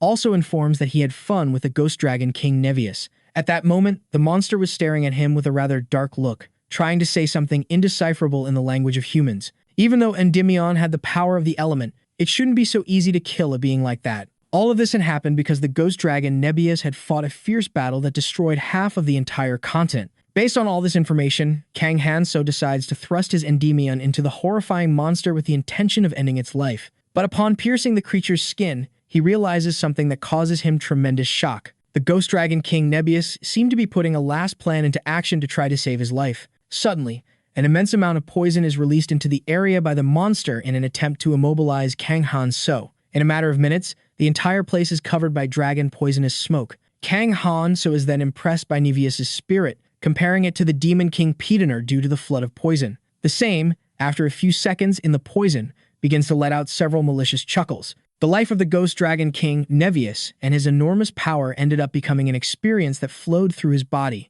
It was no surprise that the creature was the monster of chaos, as the race, name, status, and abilities of Kang Han so were based solely on that. Suddenly, the boy notices the existence of a mosaic on his skill screen, highlighting madness of level SS and muscular strength of rank S. After a few moments, the ethics teacher appears at the location and is soon questioned about this by Kang Han so. She, very impressed, then responds that such a thing was totally impossible. There was no chance that the hero candidate was hunting the Chaos Dragon. That opportune moment for forming bonds was when the creature ended its life and returned to nature. And this couldn't happen due to the reputation that Kang Han so would gain, which left him with many thoughts. He just wanted a young dragon he could handle to gain experience, and if he had known who the true owner of the den was, he would never have gone to torment him. But he ended up going unknowingly, capturing him by chance. Suddenly, the ethics teacher asks student Kang Han so to wait a moment. She then asks him what he was doing at that moment, and he begins to explain. He was trying to discover the identity of the mosaic skill he had obtained on his own and had a question to ask the ethics teacher. The dragon heart had the monster's ability, being the law of that strange fantasy world, and if the boy used such an organ, he might have a clue. But the ethics teacher says she can't do that, as this had never happened before in all of history. She soon uses another metaphor to tell the boy that it was better not to touch it until the superiors researched it. The ethics teacher also informs him that she would try to find out about the mosaic skill as quickly as she could, and that the boy should wait for her to return with the answer. He then begins to reason that the ethics teacher was very inflexible, knowing nothing. That Pandora's box existed because it needed to be opened at some point, and if it didn't need to be unlocked, nothing should be inside. But what made this happen were the teachers, and this instinct to do things that shouldn't be done led humanity to wisdom, according to the protagonist. Based on all these thoughts, Kang Han so decides to scratch the lottery ticket immediately. At that moment, our dear protagonist of the story held the dragon heart, which was as big as his own hand. It contained the powers and abilities of the ghost monster king, like flying through the mountains. Then finally, after spending some time holding and staring at that rare organ, Kang Han so decides to bite into it. It tasted like something between raw liver, jelly, and steak tartare. Suddenly, after savoring that thing, Kang Han so feels something he had never felt before, making his eyes widen. Many things were passing through his mind at that moment, including vivid images as if they were real of the ghost dragon King Nevius. His eyes exuded the poisonous smoke of that horrifying monster, causing him to enter despair. The chaos ability that the ghost dragon King Nevius had was writhing inside the body of our dear protagonist. His physical characteristics also changed drastically as a result. That feeling of having his body inside a blender was probably the pain that a master of the forest or swords desperately sought. This was the process of becoming stronger and the very pleasure itself, according to Kang Han-so. The protagonist was screaming in pain at that moment, with the soul of the flying monster flowing through his veins. He was not the type of idiotic pervert who would endure that. Since Kang Han-so had increased his endorphin emission and seemed to be in a surgery with local anesthesia, becoming quite bored with it all. Not even the soul of the ghost dragon King Nevius could stand that boy anymore. After several hours, finally, all that ritual seemed to end successfully. Then at that same moment, Kang Han-so does not hesitate to open his information panel. Soon the boy notices a certain obvious change in his skills. They had apparently changed for the better due to the ritual. The rank being marked meant that the skill was activated, and Kang Han-so didn't care about that name since the effects would probably be wonderful. Then the protagonist opens the skill bar, feeling quite puzzled about a message that was there and the reason the rank effect was mosaic again. That information told him not to forget something still mysterious,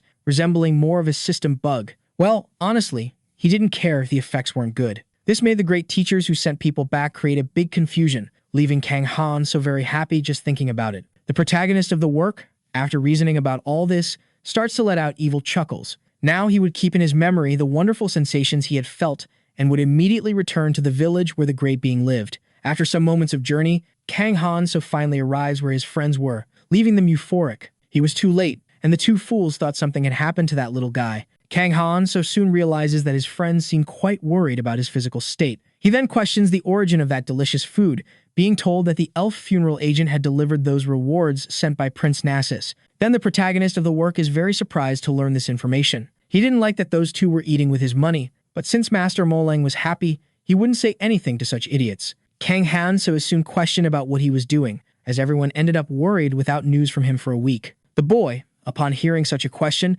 becomes very confused because no one knew what he had done. Lanivel affirms this fact since he hadn't said anything about what he would do on his mission, making it impossible to guess. Then she comments that the ghost dragon King Nevius, who hadn't appeared for 500 years, finally showed up, leaving Kang Han so quite excited. It was a great disaster that made everyone feel like they were in a true apocalypse, and based on that, they ended up thinking that the protagonist had died in the midst of the incident. They really seemed to know nothing, treating everything in a strange manner. Many heroes from the continent had tried to defeat the dragon, but none succeeded, and half of the continent became uninhabitable, being a great disaster before the Pednar. Upon hearing such words from the baggage handler, Kang Han so thinks about humanity still having hope. The hero had leveled up, and the Dragon King ended up becoming a combo, crossing the continent on an adventure that left no survivors. If there had been people who noticed the situation, they would see the enormous ghost Nevius as a mere tiny dot. Even if they could see the protagonist, there weren't many people who knew the face of the newly summoned hero, and to make matters worse,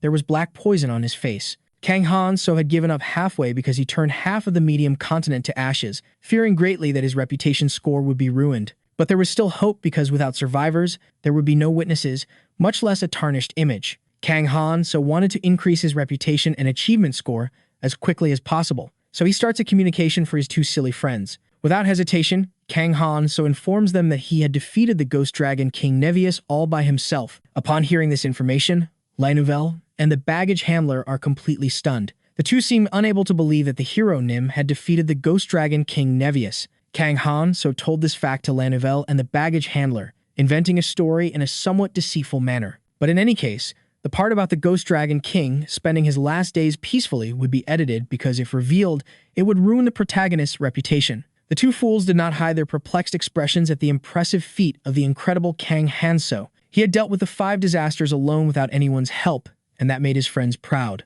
Kang Han so thought they wouldn't believe it, but the baggage handler had already noticed his extraordinariness at the auction house. But besides those two, probably no one else would believe it, and 10 years ago, the protagonist was a low-level rookie who refused to kill. To gain more reputation points, he should capture a big one in front of a huge audience, specifically a monster larger than the 5 disasters. Kang Han so really wanted to capture a giant, but his friends didn't understand such a desire. He then explains that one of the 5 disasters had caused all that damage, and it was the duty of hero Nim to get rid of them as quickly as possible for the good of that nation. That's why the protagonist of the work would secure his fame and reputation points without hesitation. After deciding this, Lainuvel arrives to inform him that there was only 1 day left for the orientation with Mr. Alex. Kang Han so becomes quite nervous upon receiving this information because he had completely forgotten about the Sword King. With so many concerns about reputation and fame, this commitment had slipped from his mind, including the promise he had made to the guy. At that moment, the protagonist of the work showed his deep gratitude to Lainuvel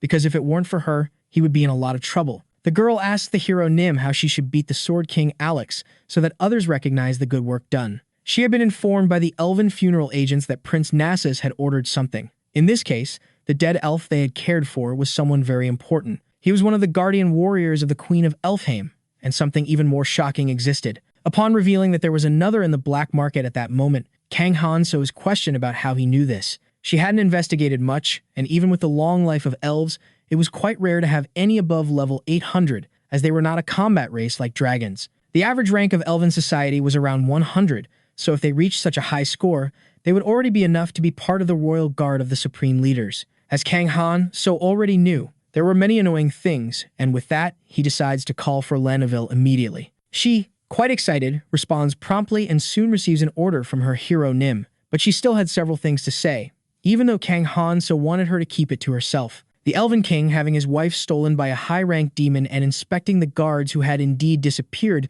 was not the protagonist's concern, according to himself. After a while, Kang Han-so notices that the two fools were looking at him strangely and soon questions this. He is asked how he knew this and then explains that he had been a hero for 10 years and could know the rest just by hearing the beginning of the story. Laneville was just like her first time, bringing several boring problems. He had already dealt with this and wouldn't solve everything alone again. Suddenly, the pretty girl questions Kang Han-so about something she sees in front of her at that moment. Pointing to that road, she indicated that someone was rushing by in a hurry. The wheels of that carriage were spinning so fast that they seemed to be at the speed of light. The poor horses were also receiving many lashes from the driver to run more swiftly. After a few seconds, the reason for that guy's hurry appears, chasing him. An arrow is then shot towards his beautiful carriage. That weapon hits the means of transport with enormous power, damaging the body. Realizing he was being targeted by arrows, the man panics, fearing he wouldn't be able to escape for much longer. Kang Han-so observed everything from the top of the hill, thinking he had seen that fancy carriage somewhere, while Laneville thought it was a robbery. Without thinking twice,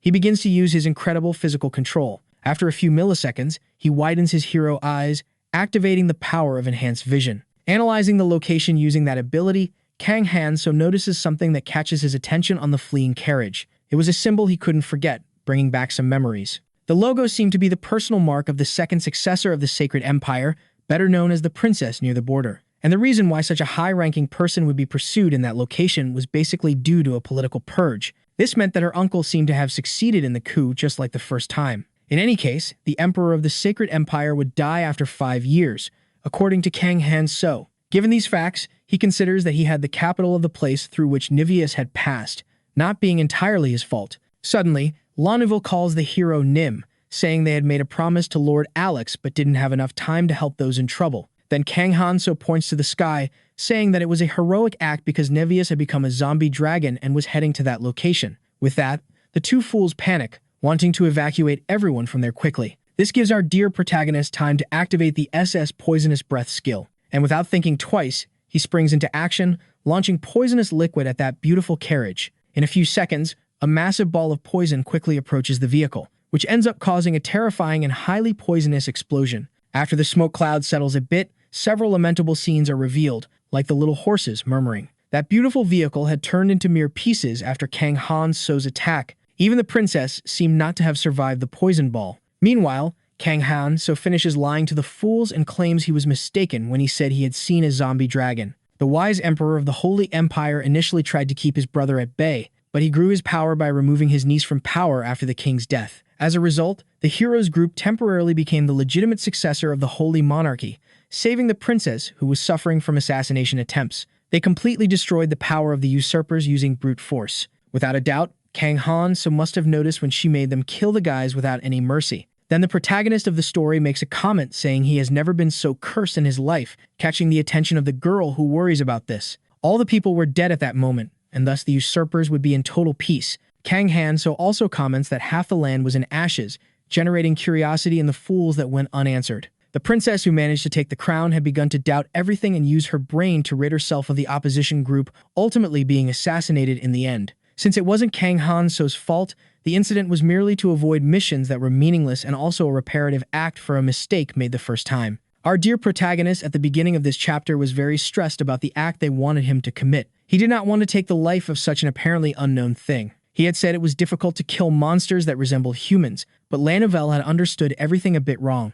That guy over there also seemed to be a pretty tough opponent to face due to the fear Kang Han so presented. Mr. Alex, seeing that, comments that his efforts seem to have been insufficient. In the Imperial Court's training guidance, he should have taught the hero Nim about the spirit of battle, but he celebrates because it was still not too late for that. Then Mr. Alex decides that he would train Kang Han so a bit more. Hero Nim had just recovered from the trauma suffered in the last training, according to Lanovel, but the trainer seemed not to care about that. According to him, Kang Han So's strength did not depend on techniques or levels, but rather on the spirit of never giving up when difficulties arose. That place had not changed at all since the Ghost Dragon King went wild, as the heavens had helped them by making such an act go in the opposite direction. According to Lanovel, it seemed that the Majesty had the blessing of the gods, but all of this was thanks to the very clever Master Molang. Lanovel soon comments that they were lucky to arrive there in 2 days, but were still a day late, which should be reported to the king. The Majesty of the kingdom at that moment was scolding Kang Han, so for not keeping his promise,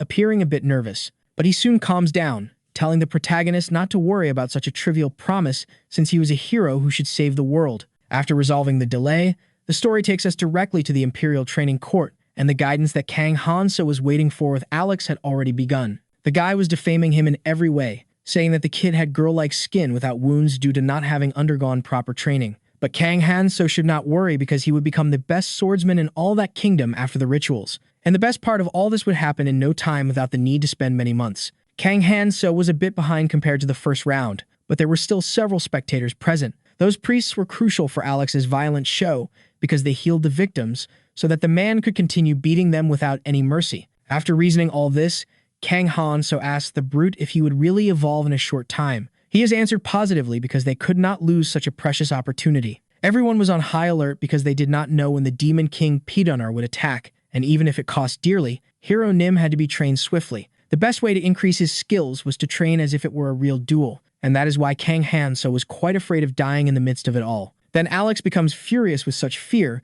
because he controlled his strength efficiently when fighting with beginners, and there were also priests who would not hesitate to take care of him. It seemed that Kang Han So was making silly excuses to escape, but he had no right to flee because the fate of humanity was at stake. After hearing all this, the protagonist of the story becomes quite alert, knowing that that bastard was eagerly waiting to give him a tremendous blow. Upon checking the guy's information panel, he realizes that the status of the same was malicious. Kang Han So had not seen this in the first round, so he decides to call for Alex immediately. Logo saying that this guy needed a lot of training because with his level 292, it would be impossible to learn anything useful. In a sincere piece of advice, Kang Han So also says he had swept the orc colony besides killing the ghost dragon King Nevius completely alone. After hearing all these provocations from the kid, Alex falls into complete silence for a few brief moments. Suddenly, he shouts, trying to find out if the knights had also heard all those ragged lies from the protagonist of the story. According to Alex, Kang Han So was making that up because he didn't want to train,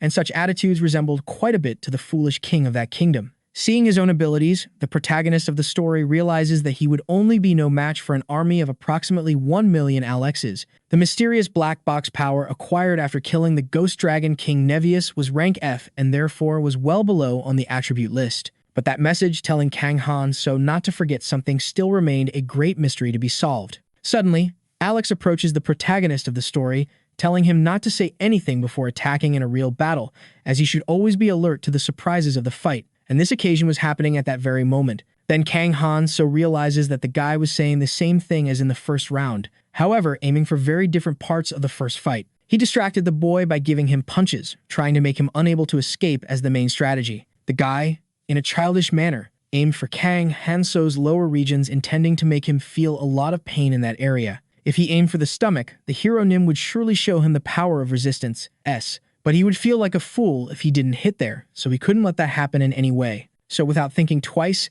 Kang Han So defended himself by delivering a huge sweep to the brute Alex. All the spectators present were astonished to realize the audacity of that seemingly fragile boy. Not satisfied, Kang Han So tells Alex to stop bragging and get up because in a real fight no enemy would wait for him so mercifully. Totally finished and thrown to the ground, the man curses the protagonist of the story, highlighting his anger at being beaten like a little child. Crawling on the ground completely defenseless, Alex tries to shout that he would kill Kang Han So. According to the protagonist of the story, he would be called the Sword King in a few years. But at that moment, that man was just a weak human fighting to defeat 1 or 2 low-level demons and trying to teach others, even with a low rank. After thinking this, Kang Han so pulls the knight leader Alex by his hair, quickly commenting that the man hadn't trained enough and still tried to teach others, judging them by their appearances or mere silly speculations. He also says that the wise hid their true abilities and actions because all fights had a 50% chance of victory for both sides of the coin. As Alex was a true idiot, he completely ignored this law, giving possibilities for a quick death. After giving all these moral lessons to the guy, Kang Han so rubs his face on the ground with considerable force.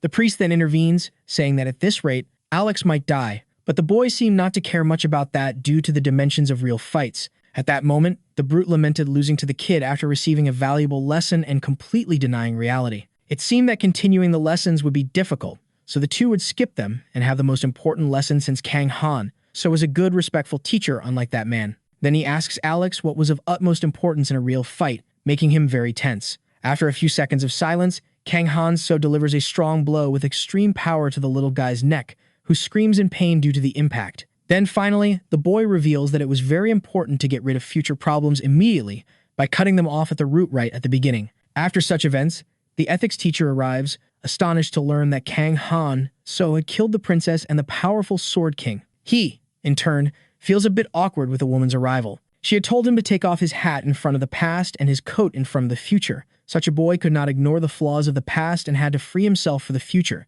The ethics teacher, after giving this moral lesson, asks if Kang Han so couldn't head towards a better destiny for having failed just once. He promptly responds that he wasn't sure about a more promising future, but she shouldn't worry about failures since no one had noticed the noble's assassination. All of this would be good for the innocent plebeians of the kingdom because a paranoid princess blinded by power would be crowned if she weren't killed by the hero Nim. According to Kang Han so, that was the easiest and most practical solution to implement at that moment. After giving such explanations, he shows anger towards Alex, highlighting that he still hadn't detached himself from what had happened the first time. According to the teacher, the greatest victory was triumphing in the boy's heart, and if he got angry, it wouldn't be wise to logically give a new chance to stubborn people. For tolerance was the greatest virtue of a successful hero, Nim. Upon hearing all this, Kang Han so mistakenly thinks that the woman was going to tell him to endure the Demon King as well, but that would be neglecting the reason behind his existence. After all, this tense conversation between the two, the boy tells his ethics advisor to just wait and see what would come next. At that moment, Alex's eyes were being opened and poked by the priests. His pulse was also checked to see if there was still a heartbeat. After all these checks and pokes, both priests displayed a rather tense expression regarding the situation, and they finally confirmed that the great trainer, King of the Sword, Alex, better known as the Imperial Knight Leader, was dead. All the spectators of the battle present at the scene were completely stunned by this unexpected death. How the strongest swordsman in the kingdom did that without thinking was a mystery to everyone. Suddenly, Kang Han so raised his hand to get their attention, soon advising them not to worry about it. They shouldn't feel anxious just because the man who protected the nobles and the kingdom had tragically died during a simple training session. For the powerful hero Nim, Kang Han so was still there to protect them at all times without the slightest hesitation. Even with this firm speech from the protagonist of the story, the crowd remained somewhat tense about the situation. The ultimate weapon he had trained for 10 years as a hero, better known as the shining smile that brings a feeling of tranquility, ended up not working. This shattered Kang Han so's expectations, as he had been quite confident in his strategy. Analyzing the guys, the boy realized they weren't afraid because they were powerful. Rather, they were filled with rot and a lot of dirt. Alex was a jerk whom Kang Han so would kill without a second thought if given another chance. But he also led the royal knights, making it a great loss for the kingdom. Since the boy had killed the guy without any regret, he would take responsibility for the consequences, soon deciding to gather the horse warriors. These guys were still very shaken by the loss of their leader and were then threatened by Kang Han so. He was trying at all costs to instill some discipline in that group of fighters. In just a few seconds, the hero Nim's wish was fulfilled, and all the guys stood together in soldier formation. Seeing that he was indeed instilling discipline, Kang Han so let out a slight mocking laugh. He then began to say that Alex had died during a heavy training session and that this was something that could happen sometimes. The most important thing in the real game was not violence but intuition, according to the hero Nim himself. And by ignoring such facts, Alex ended up dying completely negligently. With that, Kang Han so asked in a very dark voice if anyone there also wanted to die for not understanding the laws of life. Upon hearing such a question, the soldiers became even tenser, displaying fearful expressions. Since no one had responded, they probably understood, and that atmosphere of respect for hero Nim had taken 10 years to build the first time. Kang Han so's instructions would end there, and at that moment, all the soldiers would rid themselves of the problems that were making that kingdom suffer greatly. With that, he decided to suggest that anyone who hadn't understood raise their hand to be cut off in exchange for an answer. As no pulse was raised, it indicated that the crowd had received the message correctly, as expected from true knights of the royal elite. At that moment, they would split into two teams, half with LVL and the other part would follow along with Kang Hanso. The goal of the girls' team was to reach the queen's country house. If they opened the third room, they would find a secret passage inside the purple closet, and following that path, there would be a court. Upon hearing such information, LVL already imagined arriving at the location with her group of gorillas. The girl imagined the queen eating a chocolate man while the protagonist was giving more instructions on the steps to be followed in that mission. When discovered,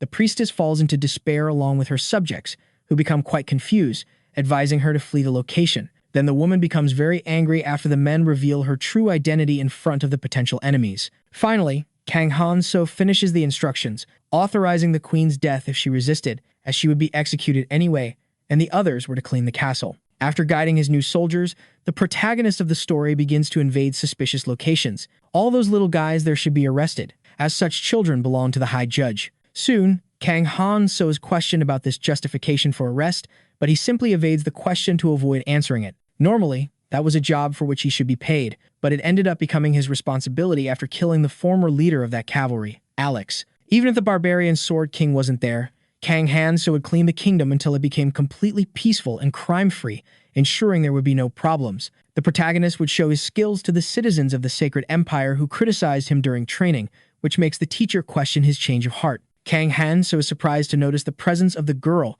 then asking her to take a look, ensuring a good reputation score due to the hard work done. Even though he had been kidnapped in that barbaric fantasy world, he still solved many problems, most of them completely free of charge. Honestly, the boy claims he didn't solve the issues perfectly, but at least he was aware of many of them that haunted the kingdom. Those well-hidden problems that stayed under the radar but also had their own solutions. After explaining all this, Kang Han-so asks the ethics teacher if it wasn't great that he could compensate the citizens after the death of the brave warrior Alex. Before everything turned into a mess like the first time, he would resolve all the problems well in advance. Kang Han-so, arriving at another location of strong suspicion, orders everyone to stand still, as he and his royal knights had come to deliver justice. The noble present questioned what they were doing with him, knowing of his high purchasing power, but Kang Han-so didn't care about any money, simply ordering the arrest of the thieves. Now the story takes us 5 days into the future after such events, where the majesty of that kingdom was desperately called upon by various people.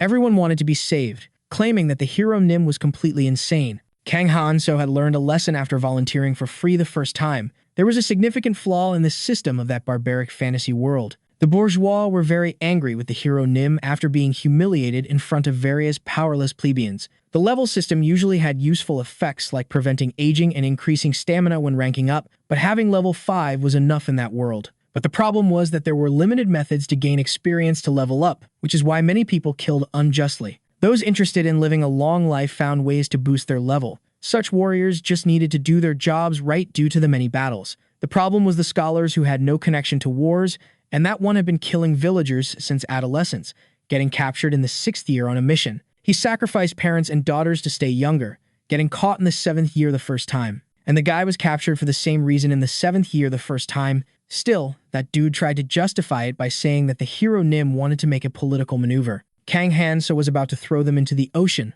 letting them drown to death, but he found a better solution to protect the environment and pay for Alex's life. Without thinking twice, he calls for his luggage carrier, and he is promptly answered. The hero Nim then asks if the guy had heard how much he liked experience points, receiving an affirmative response since the dude knew that very well. Even if Kang Han-so finished cleaning up a person like Alex, he needed to keep the waters clean. Based on that, the kid decides to give that kingdom a new cleaner who could replace the deceased, granting a bunch of points to the luggage carrier as bait. In a few moments, that dude was already attacking a noble A with blood in his eyes, showing no mercy whatsoever. After a quick battle, the bourgeois dies, yielding several experience points to the luggage carrier. That hand at that moment lay on the ground of the place already lifeless due to the enormous amount of vital red liquid it had lost in the fight. The population was very happy that the hero Nim was giving the bandits what they truly deserved as punishment. Kang Han-so could finish the annoying missions of search and revenge from the first time in one fell swoop, coming out ahead easily. But executing those lesser nobles was just an appetizer after having worked hard to bring the guests to the main path. Some of the crooked bourgeois were screaming for mercy at that moment,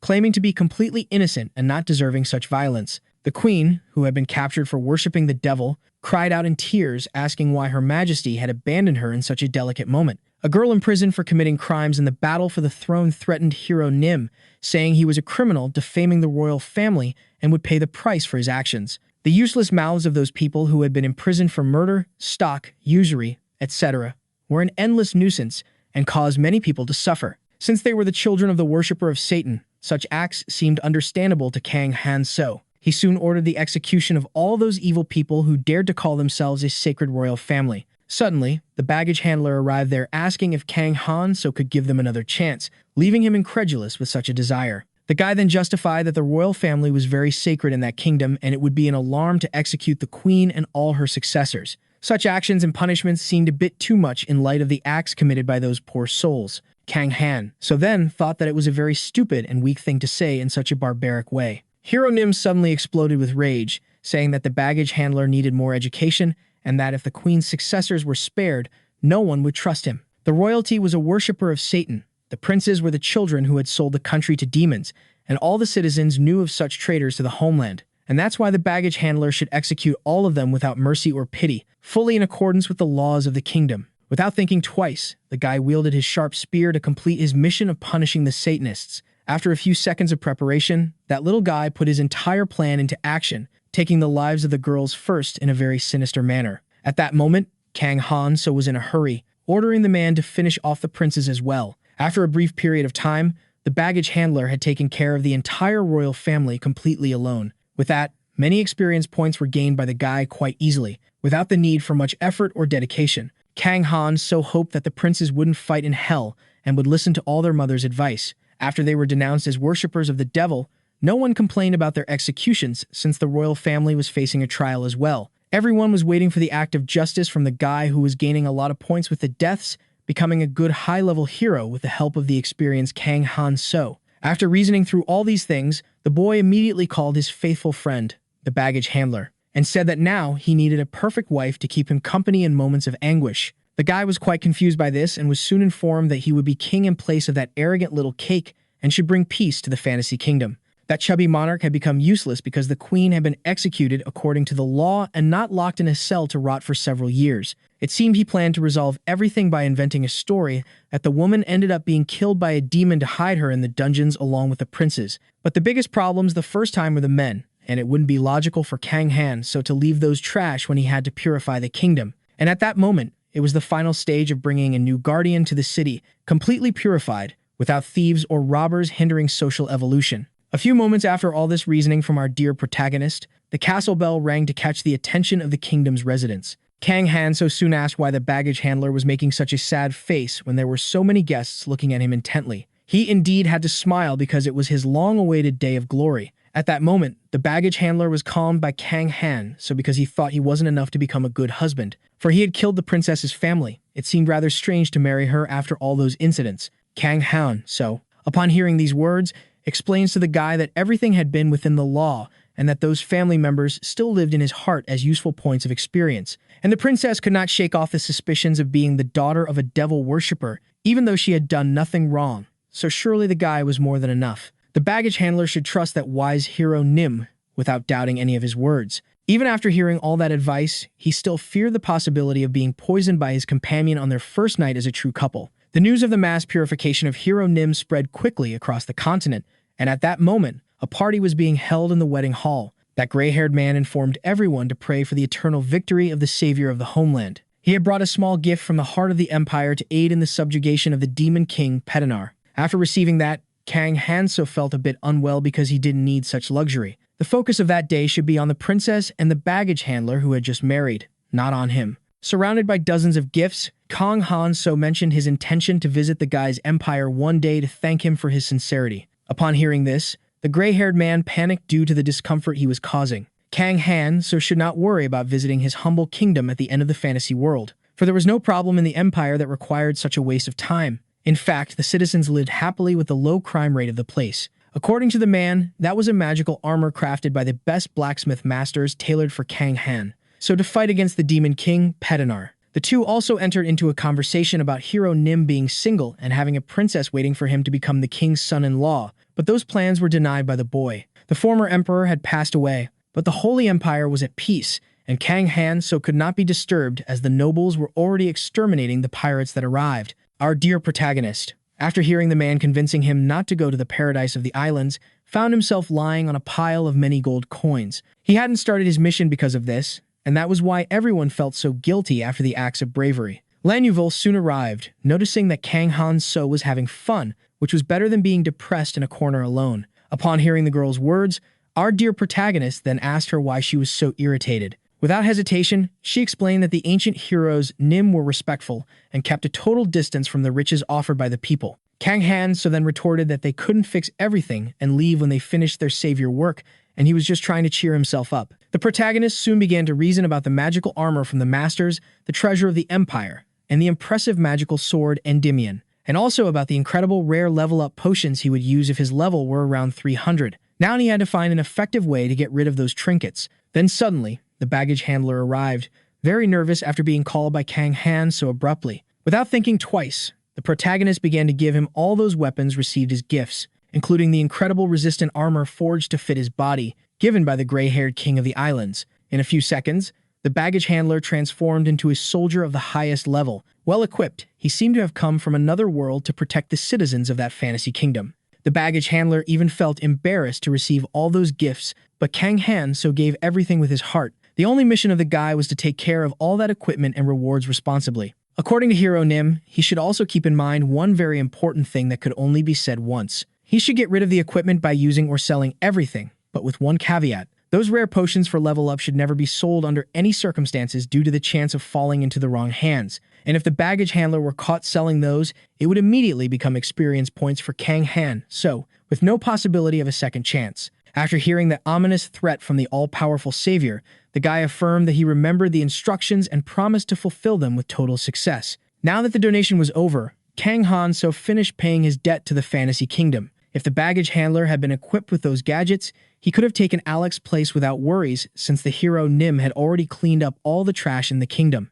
Since there was nothing else for the boy to do in that place, he called Lanuville without thinking twice, and she got quite excited. But Kang Han so quickly informed her that he wouldn't leave there no matter what, breaking her moment of happiness. Lanuville was only supposed to follow him and needed to tell the others what she saw and felt because he would show what it meant to be a true hero, Nim. She soon tried to figure out what the boy was planning, using a cute expression that ultimately failed because Kang Han so wasn't falling for it. Suddenly, he grabbed the handle of his powerful Endymion, stripping it of its protection, and he spoke about the very difficult task of achievements. Lanuville, upon hearing this, felt a bit confused but would know everything if she followed the boy on his mysterious adventure of preparation for graduation. Kang Han So had gathered several achievements in the first round, including finding lost kittens, harvesting in place of the old folks who lived alone, seeming more like a farmer than a hero Nim, and he had also delivered love letters for the lady of a shy guy who couldn't do it himself. None of these actions were noticed by anyone and were not worth money, making it wrong to summarize them as self-satisfaction since rewards like pride were for his peers.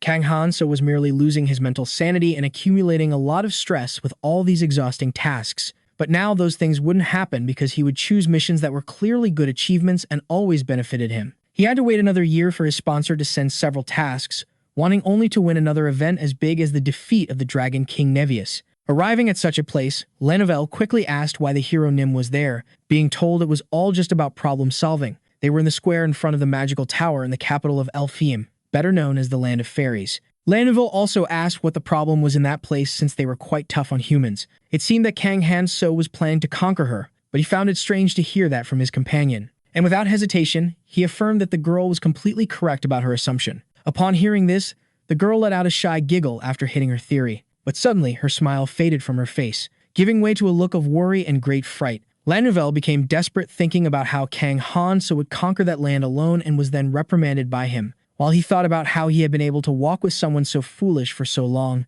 someone welcomed him to the kingdom of Elfheim. It was Prince Nasus, who had been eagerly waiting for Kang Han. So after reading a message informing him of such a visit, the protagonist of the story felt grateful for having access to Elfheim authorized, but the monarch said it was an honor to receive him there. At that moment, the incredible Elven banquet was taking place. It was an event that Kang Han So had attended in the first round, so he wasn't very impressed by those things. Lanuville, on the other hand, seemed to dislike it all, expressing a rather nauseated expression. Kang Han So, meanwhile, found the banquet delicious, and soon reprimanded the girl for her unnecessary comment about the well-prepared dinner. Elves typically did not use leaves or meat when cooking, only grains and fruits in their main diet. They believed that the elementals would become irritated in response to pain and fear when they killed an animal or tore a leaf from a living plant. Silva used to enjoy cooking meat when she hunted animals alone, according to Prince Nasus. That was why she often irritated the elementals quite shamelessly without feeling embarrassed about such acts of blasphemy. Her brother was very worried about who such a rude girl would marry in the future.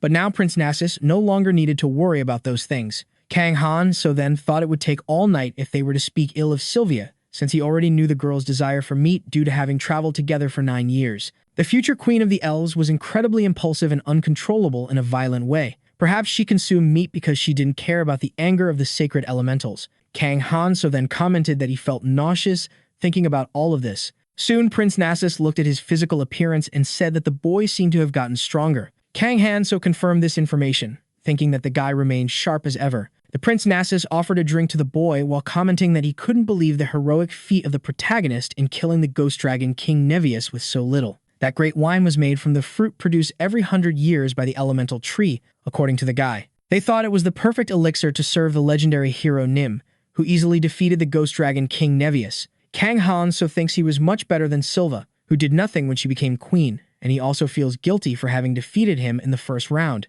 Upon observing the place more closely, our dear protagonist realizes there is one more person he remembers. That was the guard who protected Prince Nasus in the first round, being the third most powerful warrior after the Elf King and him. The success of the boy's coup was only possible because of that half-elf fighter, according to Kang Han so. Even though the Elf King was the strongest in Elfame, he would be powerless if the second and third most powerful warriors attacked together. She held the entire group of heroes completely alone with an incredible synergy between combat senses and was an undefeated Class S, but in the end, she was defeated by friendship. Kang Hansa didn't care about her name and only remembered her as Elf A. Then Prince Nasus soon introduces Ares, his most trusted knight, who, despite being a bit inflexible, understood the strength of humans very well. That girl's grandmother was human. Her talent and skills were proof that earthly beings and elves could interact peacefully without social wars. Kang Han so quickly understands that this is why the girl participated in the coup and that the current Elf King and Sylvia were extremely racist towards humans. So this meant that Prince Nasus knew very well the real meaning of all his actions. Suddenly, someone arrives there, fighting quite stressed upon seeing who the boy was getting involved with. That guy called the boy depraved for having turned the palace of Elfheim into a den of disgusting monsters. There was only one person in that entire fantasy world who could speak so rudely and disrespectfully to Prince Nasus. He was the feared father of the boy, better known as the supreme leader of the elves and also of the kingdom of Elfheim. Now, Kang Han so knew whom Sylvia had inherited her somewhat toxic temperament from. Prince Nasus, noticing his father's anger, asks for calm, as he was only receiving the hero Nim in the palace of Elfheim with all the peace in the world. But the guy gets even angrier because our dear protagonist was just a mere mortal human and shouldn't be there at all. This was the first time Kang Han so encountered him after his death in the coup, and soon the boy reasons whether he should check the level of the guy's abilities at that very moment. So Kang Han so decides to open the information panel and is immediately shocked to analyze all that data. That was the strength of the Elf King and all his abilities. If compared to the guy's race, he seemed like a mere elf who managed to reach level 999. But the opponent was the leader of beings who had lived for many years with an incredibly high rank, very furious with his emotionless son. He tried to make the boy feel bad at all costs for the death of his sister, Sylvia, and the fear she had experienced at the end of her life. To Kang Han so, it seemed that the guy's abilities and judgments had been ruined because he had sat on that throne for too long. Prince Nasus, without thinking twice, says it wasn't the human's fault that his sister Sylvia died. The arrogance in ignoring the presence of a paradise above paradise naturally led her to ruin, according to him. If she felt fear and humiliation at the end of her life, she finally managed to perceive reality, even if it was too late. In addition to saying all this, Prince Nasus also reveals something about the fact that she had grown a little at the end.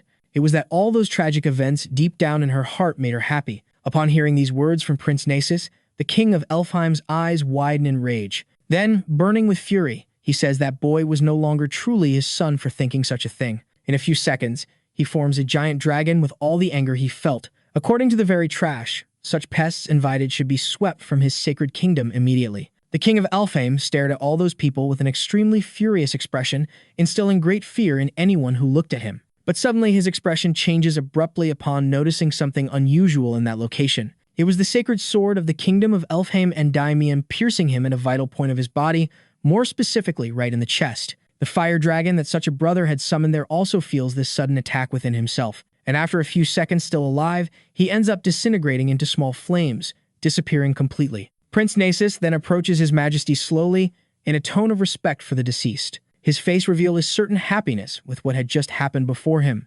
Meanwhile, Kang Han so mocked the situation, saying that the impressive, sharp sword Endymion had accidentally slipped from his hand. Our video ends here. If you liked it, leave your like. See you next time. Bye-bye.